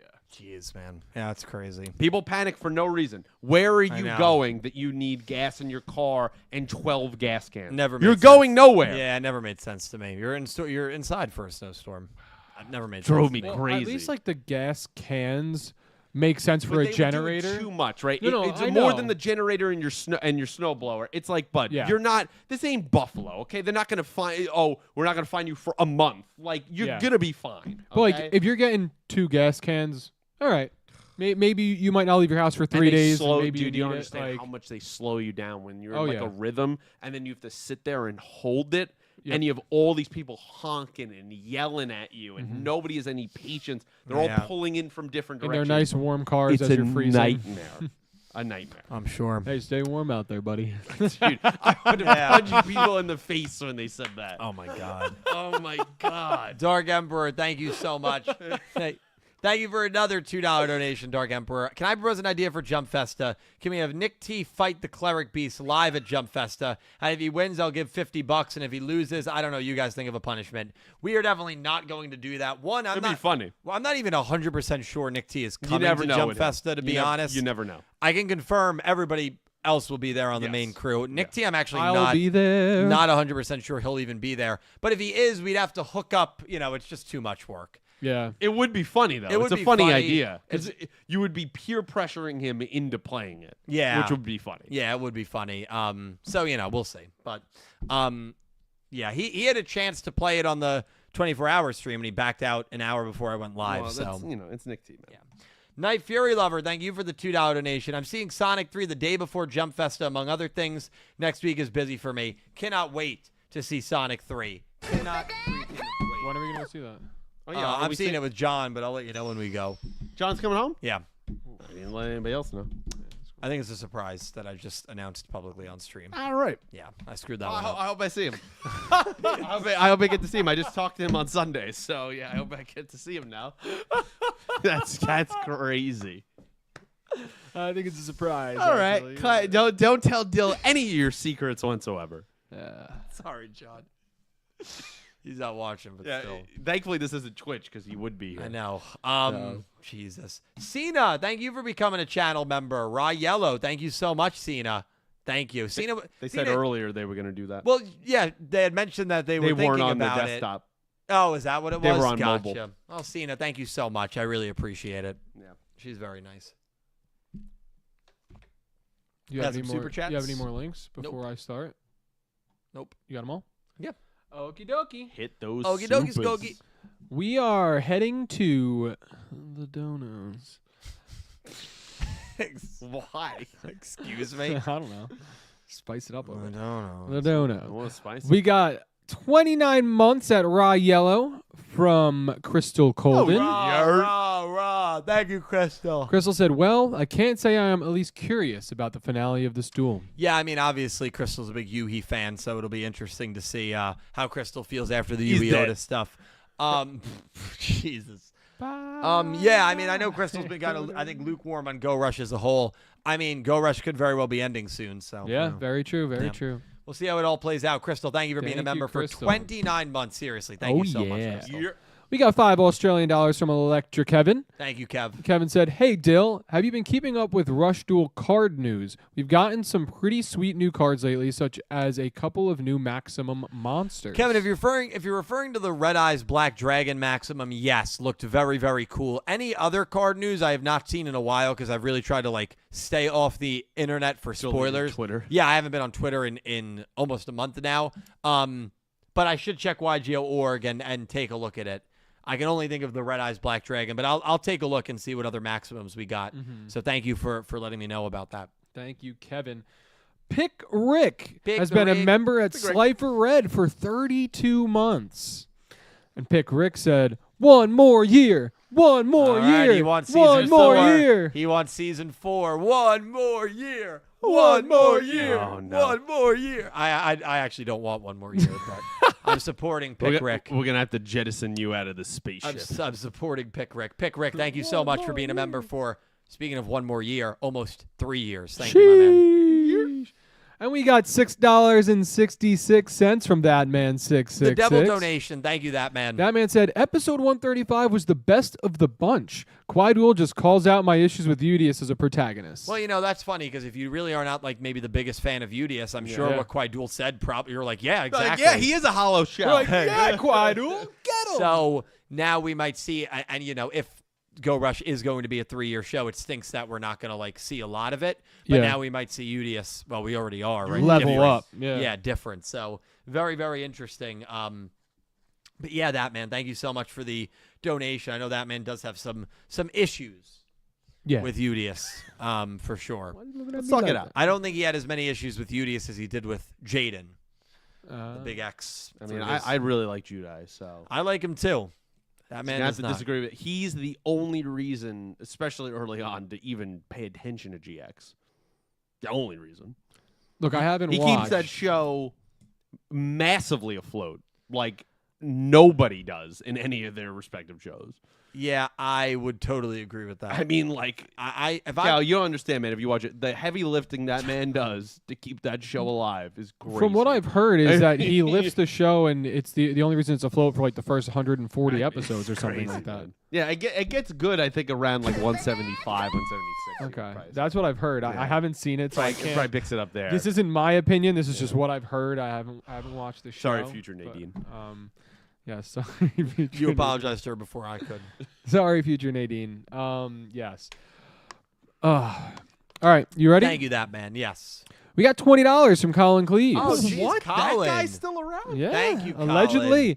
Colin says, hey, remember when everyone was worried Quadul was just going to be Goha Yuga 2? Ugh. Thank the Lord. Yeah. They were all wrong for that because I could watch Quadul for hours and it will never be boring. No, he's the best villain in Rush Yu-Gi-Oh! He's a top 10 villain in the franchise. I would argue outside of Lightning, he's the best villain we've had in the last 4 shows. He's incredible. I can't sing his praises enough. You can divide Yu-Gi-Oh! At the halfway point, right? We would always talk about the first trilogy being DMGX 5Ds and the second trilogy being Zexal Arc 5 Reigns. How about we do it in 4s now, right? The first 4 being DM through Zexal, the back 4 being Arc 5 through Go Rush. If you look at the villains on the back 4, remove Lightning, and honestly, Gets pretty tough. you could also argue Yeah, it's that pretty tough. he's maybe even ahead of Lightning. I think you could have that argument, but you remove Lightning, Quadul is by far the best villain of the back 4. There's not a lot to choose from Yeah, back there. there's not. I mean, he's been an absolute pleasure. He's a attention grabber for sure. No, he's been what we've been, what certainly I have been asking Yeah. for. Yeah. Rush Yu-Gi-Oh! Needed it, and I think there's a chance he's going to be the final one as well. Yeah. Colin, thank you so much for the very, very generous super chat. Can I confirm something? Confirm it. God damn it. Colin Cleves will be returning to Jump Festa. I said, knock it off the Guess Who board. Knock it off. Guess Who? Knock it right off. Oh, and that's another one. Bloop. Nice. Excited to see you, Colin. Confirmed it very recently. I didn't Wow. think that this is where we were going with this podcast of confirming people. I'm but getting people excited, hey, man. well, while we're here, let's confirm another one. We got $5 from Legendary Duels. And he has RSVP'd from what I've heard. Great transition. Thank Love you, that. thank JC, you. Brilliant. love you, man. Thank you, dude. They are finally adding more dimensions to Udius. Hope they stick with it and don't abandon it immediately. Yeah. Yeah, no, very, very exciting. And that man kind of alluded to it a little more in a direct way, where that man said they're calling out all the things I don't like about him. JC saying they're adding some more dimensions to him. Yeah. I totally agree. My fear is it's going to be almost similar to, like, you know, what happened with Luke at the end of Sevens, right? We were waiting. Can Luke finally lose so we can see the growth? Can Luke finally lose so we can see the progression? Can Luke finally lose so we can see what he becomes after a loss? They give us the loss, and And then the it's show. the end of the show. This is close to the end of the show. Yeah. So my fear is we're not going to see enough of this.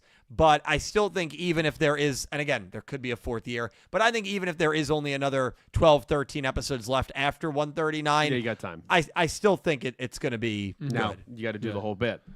JC.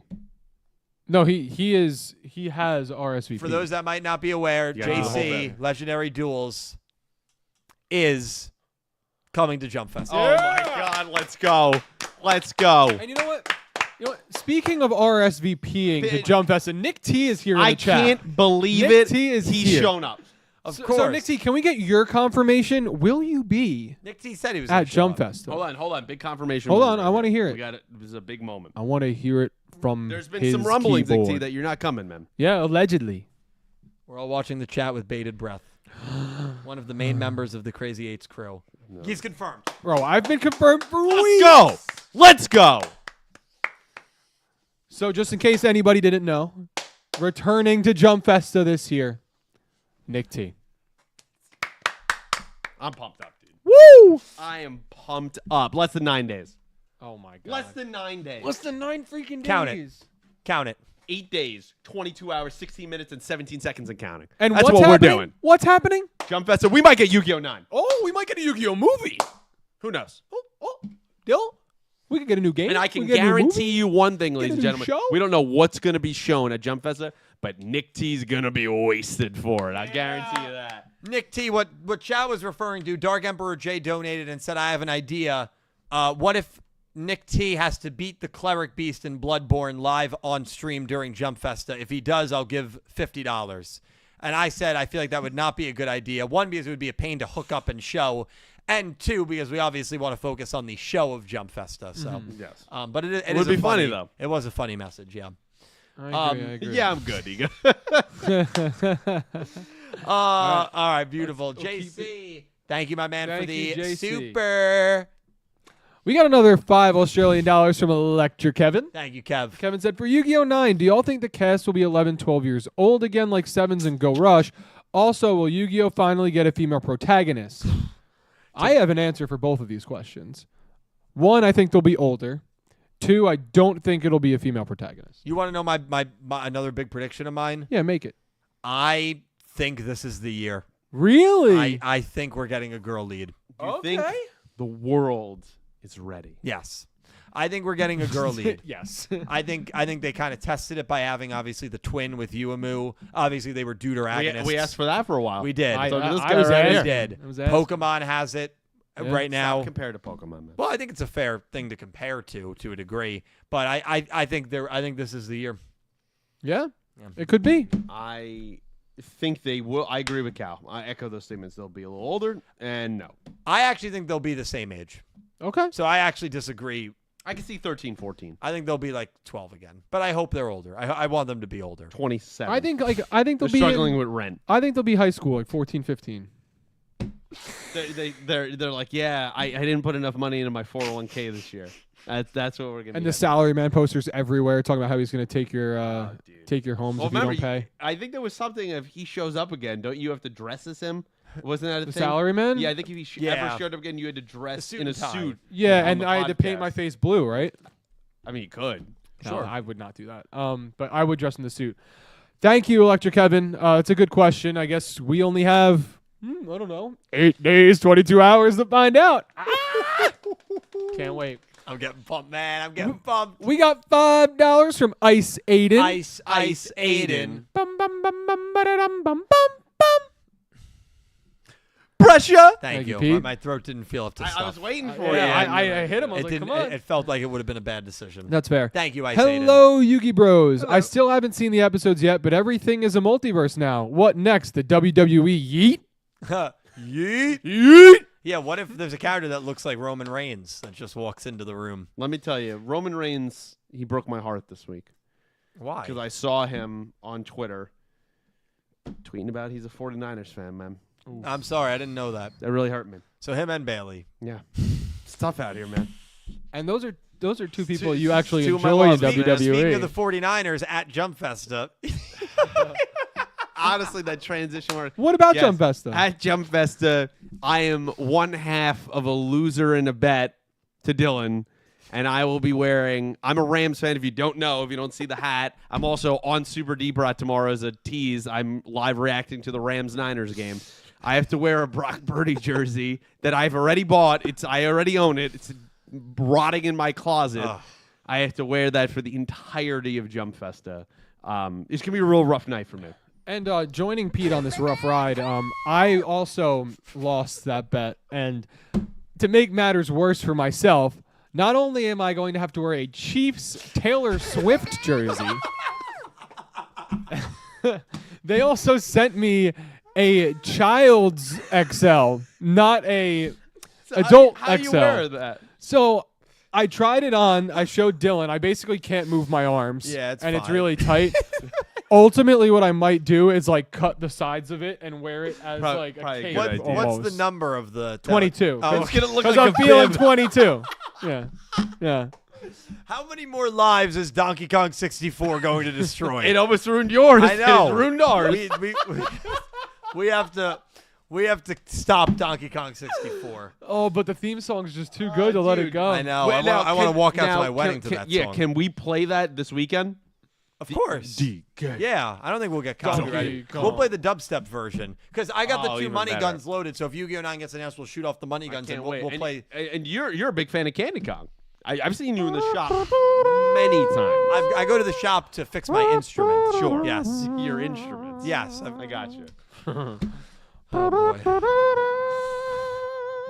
He does it so well. Okay.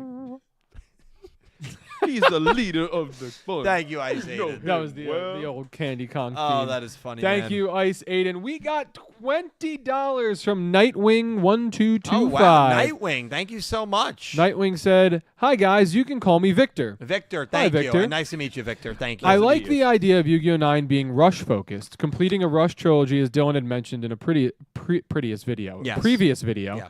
Then have Yu-Gi-Oh! 10 be master/rush-focused, a perfect 10-year celebration in my opinion. Well, first of all, Nightwing, thank you so Yu-Gi-Oh! much for the very Appreciate that. kind Great donation. username. Yeah, thank you. I love the username, and thank you, Victor. I appreciate it so much, man. Happy you enjoyed that one video as well. And yeah, listen, I think there's a good chance. I've been saying for a while, you know, after we got the Go Rush announcement 3 years ago now, I said it felt to me like Yu-Gi-Oh! 10 would be the first time, realistically, that maybe they'd go back to a Master Rule anime. Yeah. Because it's that 10th show. It's a big milestone number. It just feels like it makes sense to me. And then you give the Rush anime and the Rush game 8 years to blossom in Japan and see how it does. I would have hoped it would have came to America at this point. It's clearly not going to, in my opinion. Hopefully I'm wrong on that, but I don't think I will be. And yeah, I think it's going to be a lot of fun to see what Yu-Gi-Oh! 9 and then, of course, what Yu-Gi-Oh! 10 brings, because I feel like Yu-Gi-Oh! 9, it's pretty predictable, Victor, that it's going to be a Rush anime. It's definitely looking more and more. It would like if it it's every day. not a It's Rush multiverse, anime. man. If it's there's a new mechanic. If it's not a Rush anime, it would be shocked. stun me Shocked. pleasantly, Yeah. but I'd be stunned. Yeah. Yeah.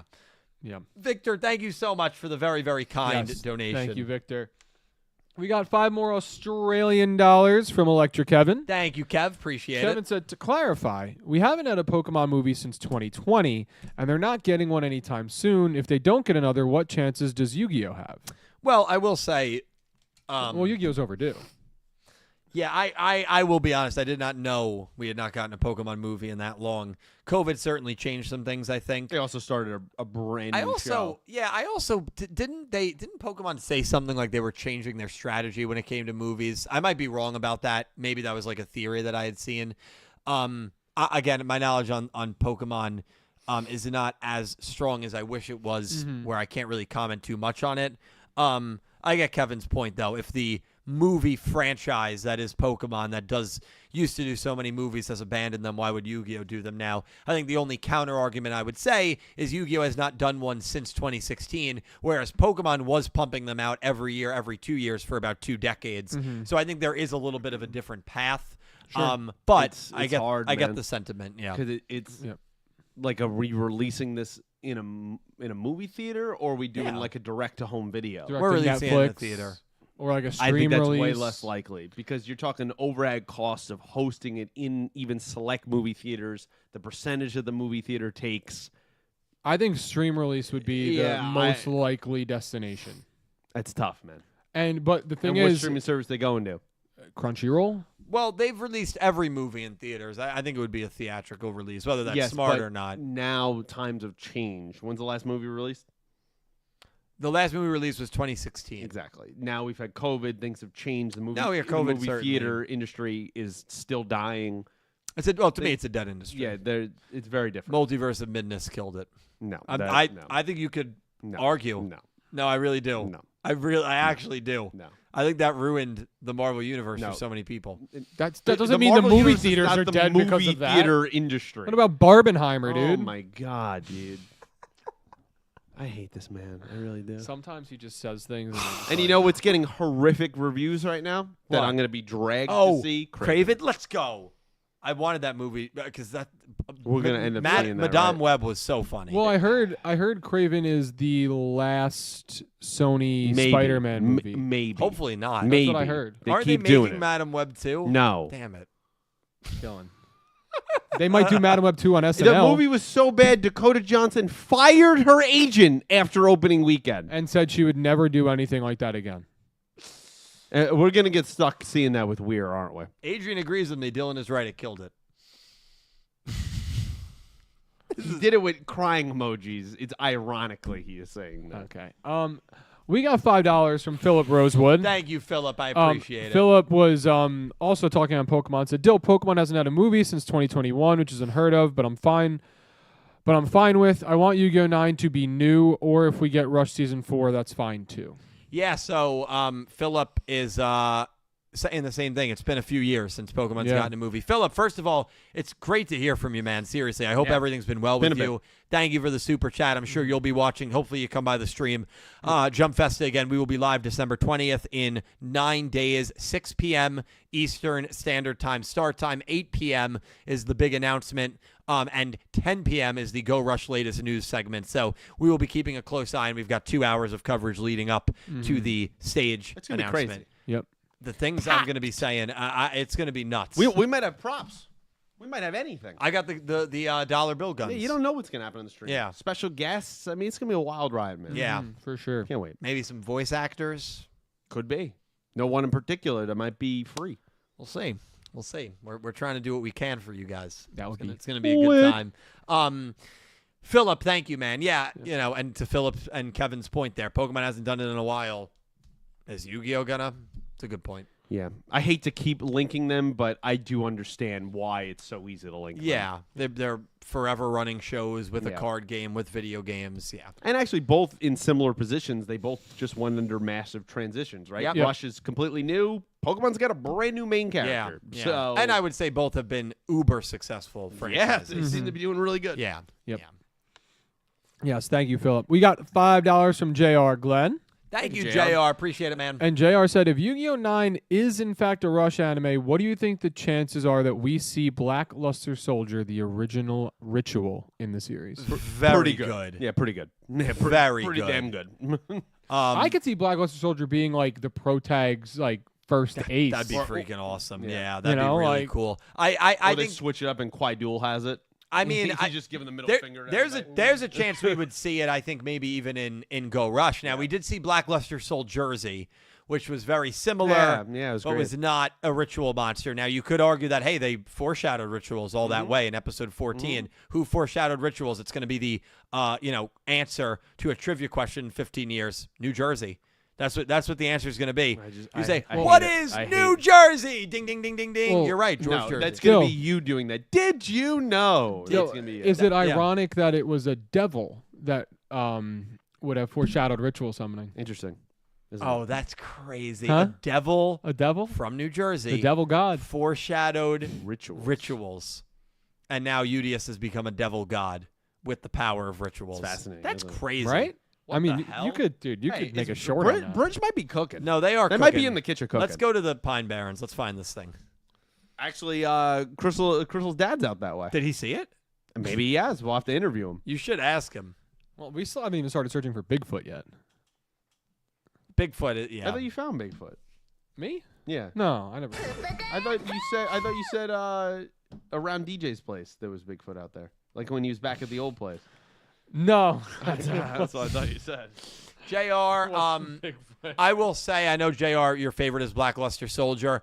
I think there's a good chance. And Magician of Black Chaos. I think we're gonna if we don't see them in the anime, I think they'll come to the game because the game has been very good with giving like the OG monsters like support and reprints in Rush. So I think you're gonna get a big, beautiful version of Black Luster Soldier on a Rush Duel art, Gigantic. which will be cool. Massive. And then you know what?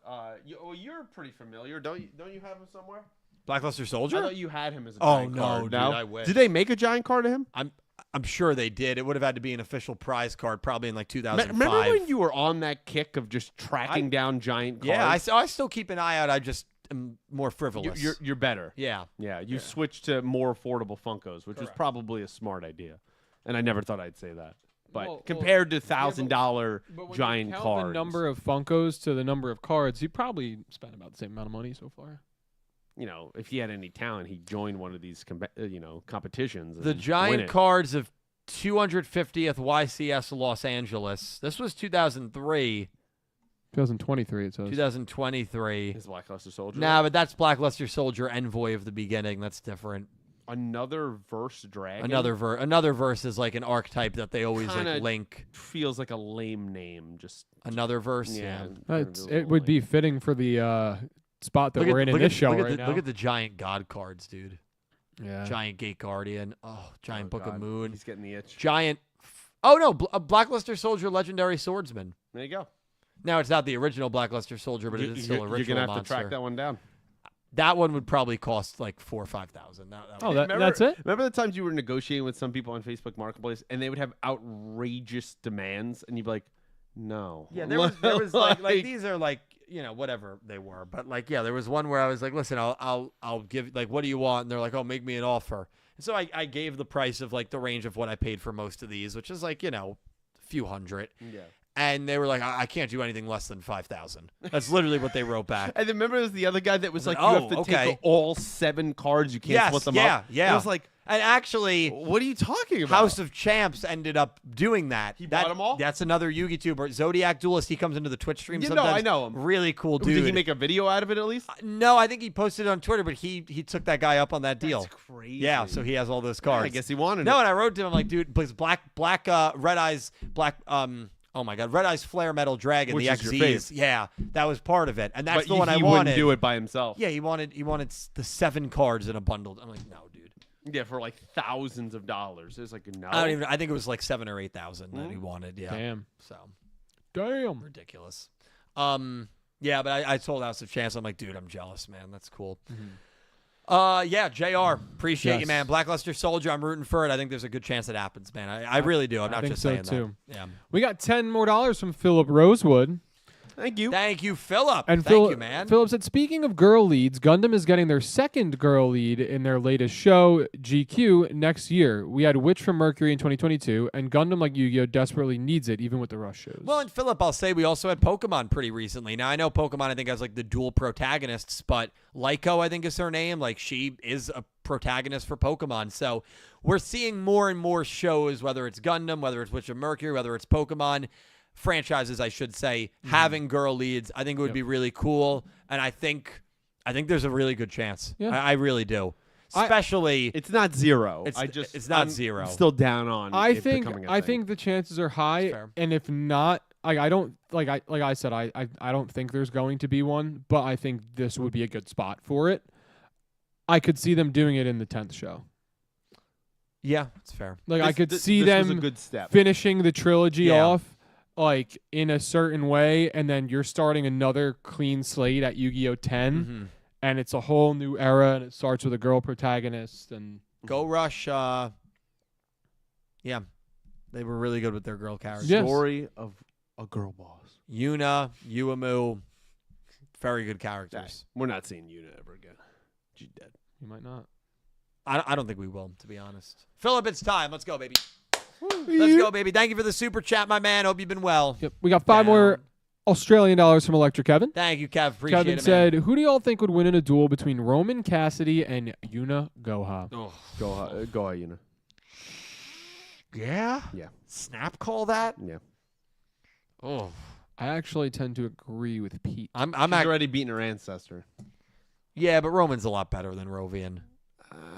Debatable. Roman, besides Uemu, is the most wins. Yes, but again, she beat Roa. Context matters. Context does. Roman is a main character in Sevens. Rovian is not a main character in Go Rush. Yeah, So you get more opportunities to duel. you do. But I think in those opportunities, Roman She was good. was She was very solid. good. I think She she was was solid. I think she was, I would say very good. Yeah. Beating Yuga. I think Beating Goha. I Roa. think Goha Yuna pound for pound is just a better duels. That's my snap call. Yuna did beat Udius. I mean, that's a very good win. But Roman beat her protagonist. And then for a secondary win, Roman beating Roa. I don't know if Yuna has a win that's as impressive as that. Never faced Luke. That was the big one we never got. Yeah. So you can't say she lost to him. I mean, she never faced him. No. I'm going to pick Roman, but it's very close. It's very close. Yeah, I mean, you can make an argument Yeah. for both. I would- Roman's would- a very good duelist. Yeah, I wouldn't argue anybody picking Yuna. And honestly, on a different day, maybe I would pick Yuna. yeah. But I'm going to That's pick fair. Roman. It's a pretty even matchup. yeah. But I think I lean towards Yuna a little. Yeah, no, it's fair. So that was, I think, the most even one Kevin's done in a while. That was Yeah. a really good one. Yeah, it's a good one. Thank you, Kevin, for the donation. Yes, Appreciate it, thank my you, man. Kevin. We got $10.01 Canadian from Pick Rick. Oh, pick the Rick. Pick Thank the you, Pick. Rick. Appreciate it, man. I always thought maximums were the rituals of Rush. So I wasn't really hyped upon being spoiled of ritual monsters, but considering it may be an extra deck method, I'm optimistic about it. Well, I got to be totally honest with you, Pick. I think it's definitely an extra deck method because we saw Quaidul's hand. There was no ritual card monster in his hand, and then he summoned the 3 monsters that was in his hand. He used the spell. So the ritual, I think, even though it hasn't been confirmed yet, I think it has to be from the extra deck. It just wouldn't make sense otherwise, unless one of those cards transformed into the ritual monster, and something. They purposely kept it shielded from us so Yugioh probably could have his big moment in this coming up. Yeah, absolutely. So I do think it's definitely going to be from the extra deck, which is exciting because it makes it more, I think, viable to play in a game like Duel Links. And by the way, I know you're saying, Dylan, why are you talking about Duel Links? Fusions came to Duel Links very quickly. You can't help it. It wouldn't shock me if rituals are there within the next 6 months. Yeah. Maybe that's quick. Maybe a year. Yeah. But it wouldn't shock me. So very exciting. We'll get more confirmation on that. Ritual, I thought maximum were the Rituals of Rush. Yeah. I don't know. I was excited for it, but I get excited for any like new summoning mechanic. I don't know if anything will ever beat the maximum debut. It was brand new. Oh, yeah. Brand new and unexpected, and even though this was unexpected, to be fair. I always remember that reaction, you two. But I think because it's new, I think that's why. You said maximum? Yeah, well, that makes sense. It's the maximum It's the mark. maximum mark. We didn't know why it was called that. Yeah. It's the maximum mark. Should have seen it coming. I'm bewildered. I don't know what to say. I had no idea what to say. This guy said bewildered. He did. I was. He's got I was- peak vocab. I was Yeah, bewildered, He brother. does. Pick. Yes, Thank you, Pick. Thank you, Pick. We got $10 from Philip Rosewood. Thank you. And Thank you, Philip. Philip said, Pokemon is the exception to the rule because we got champions like Iris, Cynthia, and Diantha. I'm a lifelong Pokemon and Yu-Gi-Oh fan. Trust me, Yu-Gi-Oh needs a main girl lead. Pokemon Horizons is fire. I'm caught up. Philip, thank you for another donation, man. I really do appreciate you. I've heard very good things about Pokemon Horizons. That is the new one. I've heard very good things. I would agree with that. I do think that Yu-Gi-Oh, they're taking steps in the right direction, and that's why, I'm not going to, get on their case too much because really the Gallop shows were pretty brutal with how their girls were treated. Physically, sometimes. Yeah, too. no, they just were. Sevens was a step in the right direction with characters like Roman and Asana and Mimi. And then, Go Rush has even built on that further with Uemu, with Rovian, and with Gohayuna. Yeah, I'm just even starting Ron, to space out. Even Ron to a degree. Yeah. But then how many girl characters are there that are somewhat important? Mitsuko, Neanderstar. Yeah. Hell, even Dunk just became important. Big Sister Dunk. Dean Waz had some important roles. Have you had a choice between Mitsuko and Dunk? Who are you picking? He spaces out, comes back to that question. Think about that. I know. Mitsuko, final answer. It's tough because you could watch the big game with Big Sister Dunk. Obviously, maybe she's a Heat fan. If she was a Heat fan, would that? Be honest. If she's rooting for the Miami Heat, if she's wearing a Dwayne Wade jersey, does that change your pick? We could have a discussion on that. Okay. Yeah. Okay. Because I honestly don't think you can go wrong with either. No, I don't think it's so. Mitsuko, man. I would pick Mitsuko too. He's just trying to get me off Mitsuko here. I mean, she could German suplex you. Well, so could Dunk. Yeah, I could but be I don't know. dunked. I feel like I don't know if Dunk's doing that. Oh no, I think she could. I think Mitsuko. Honestly, you know what? I'm picking Dunk. You're picking Dunk. I'm thinking Mitsuko. I respect it. We're out there. We're cooking in the kitchen. We're baking in the kitchen. So I uploaded that short on Mitsuko. Yeah, how the many 10 views foot. did it in? Last Wednesday, I uploaded it. 76,000 views. You're sick, and you know what? All of you are sick as well that are watching this. No, that was amazing. That's amazing. Mitsuko madness. Great title. Great title for it. The Yeah. 10-foot tall woman in Yu-Gi-Oh. I think it was a great They title. brought him in. I think it was. Man, this has been a fun episode. Yeah. This has been a real fun episode. It's been Great. a great time. I hope we did a good job trying to cover. Obviously, we did not go in depth with each episode as we normally would, but I hope we did a good enough job and an entertaining job first and foremost. Breaking down these episodes, covering them. You guys had some really, really kind donations, some super chats, some great comments Appreciate and messages and questions. Oh, so yeah. thank you. That always helps, keep the flow of the podcast going at a very good clip. We got the summaries breaking, which is cool. Got to thank JR and Angie as well. Seriously, both of you, thank you so much for the very, very kind donations. And to everybody that donated and super chatted, thank you. You breathe life into this production. I truly mean it. I would not be here doing the content without you. We've uploaded a video or a short every single day since November 16th. So by the time we do this in a week, it will have been a month. And you know what? We're going to do it for a year. Whoa! For 2 years. Whoa! Maybe. And I would not be in this place where I'm able to do this, producing the content and streams for you guys, if it wasn't for all of you. Seriously, thank you so much from the bottom of my heart. I'm going to let these two talk and promote stuff they got going on. Dredger, twitch.tv/Dredgenator, Nick T, Nick Fights Moms, Nameling, band stuff. All of their stuff is in the description. Also, shout out Dak again for your happy birthday. Dak, happy Dak, birthday. happy And birthday. follow Dak on Twitch, twitch.tv/Dak. He was streaming earlier today. Dak for the win. He's a really good I'm always lurking in his streams. He's a really good streamer. Yes. I don't really have much to promote for myself. This guy streams over on Twitch also, Super D-Prod. If you don't already know, now you know. Check it out. Pete will also be streaming on that, and I'll let him talk about that. Yeah, I guess I'll just go into that one first. Yeah, I'm over on Super D-Prod tomorrow around 8 EST, live reaction and commentary of the Rams 49ers game. A lot on the line here as a Rams fan, so come watch me, be elated or massively suffering. So, you as an audience member, you get kind of satisfaction to that. And we could also, of course, talk about anything and everything. It doesn't just have to be Basically, just chatting with the game. It really is about football. And then probably the week after, we'll start a new game. Sounds good. Looks like it probably will end up being Jedi Survivor, the sequel to Fallen Order that we already played on the channel. Perfect, yeah. And, on Clueless Gamers over on YouTube.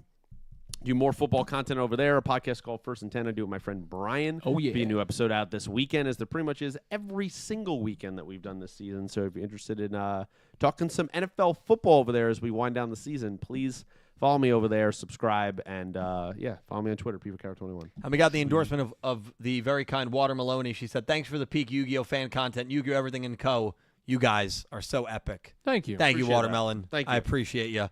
To everybody here, Elaine, Dak, that man, Alex, Skylar, Dak, Yuhi, Watermelon, thank you guys all so much for your love, for your support, for everything. You guys rock. We will be back next week with more Crazy Eights. Master Duel tomorrow, and Duel Links versus Chat tomorrow.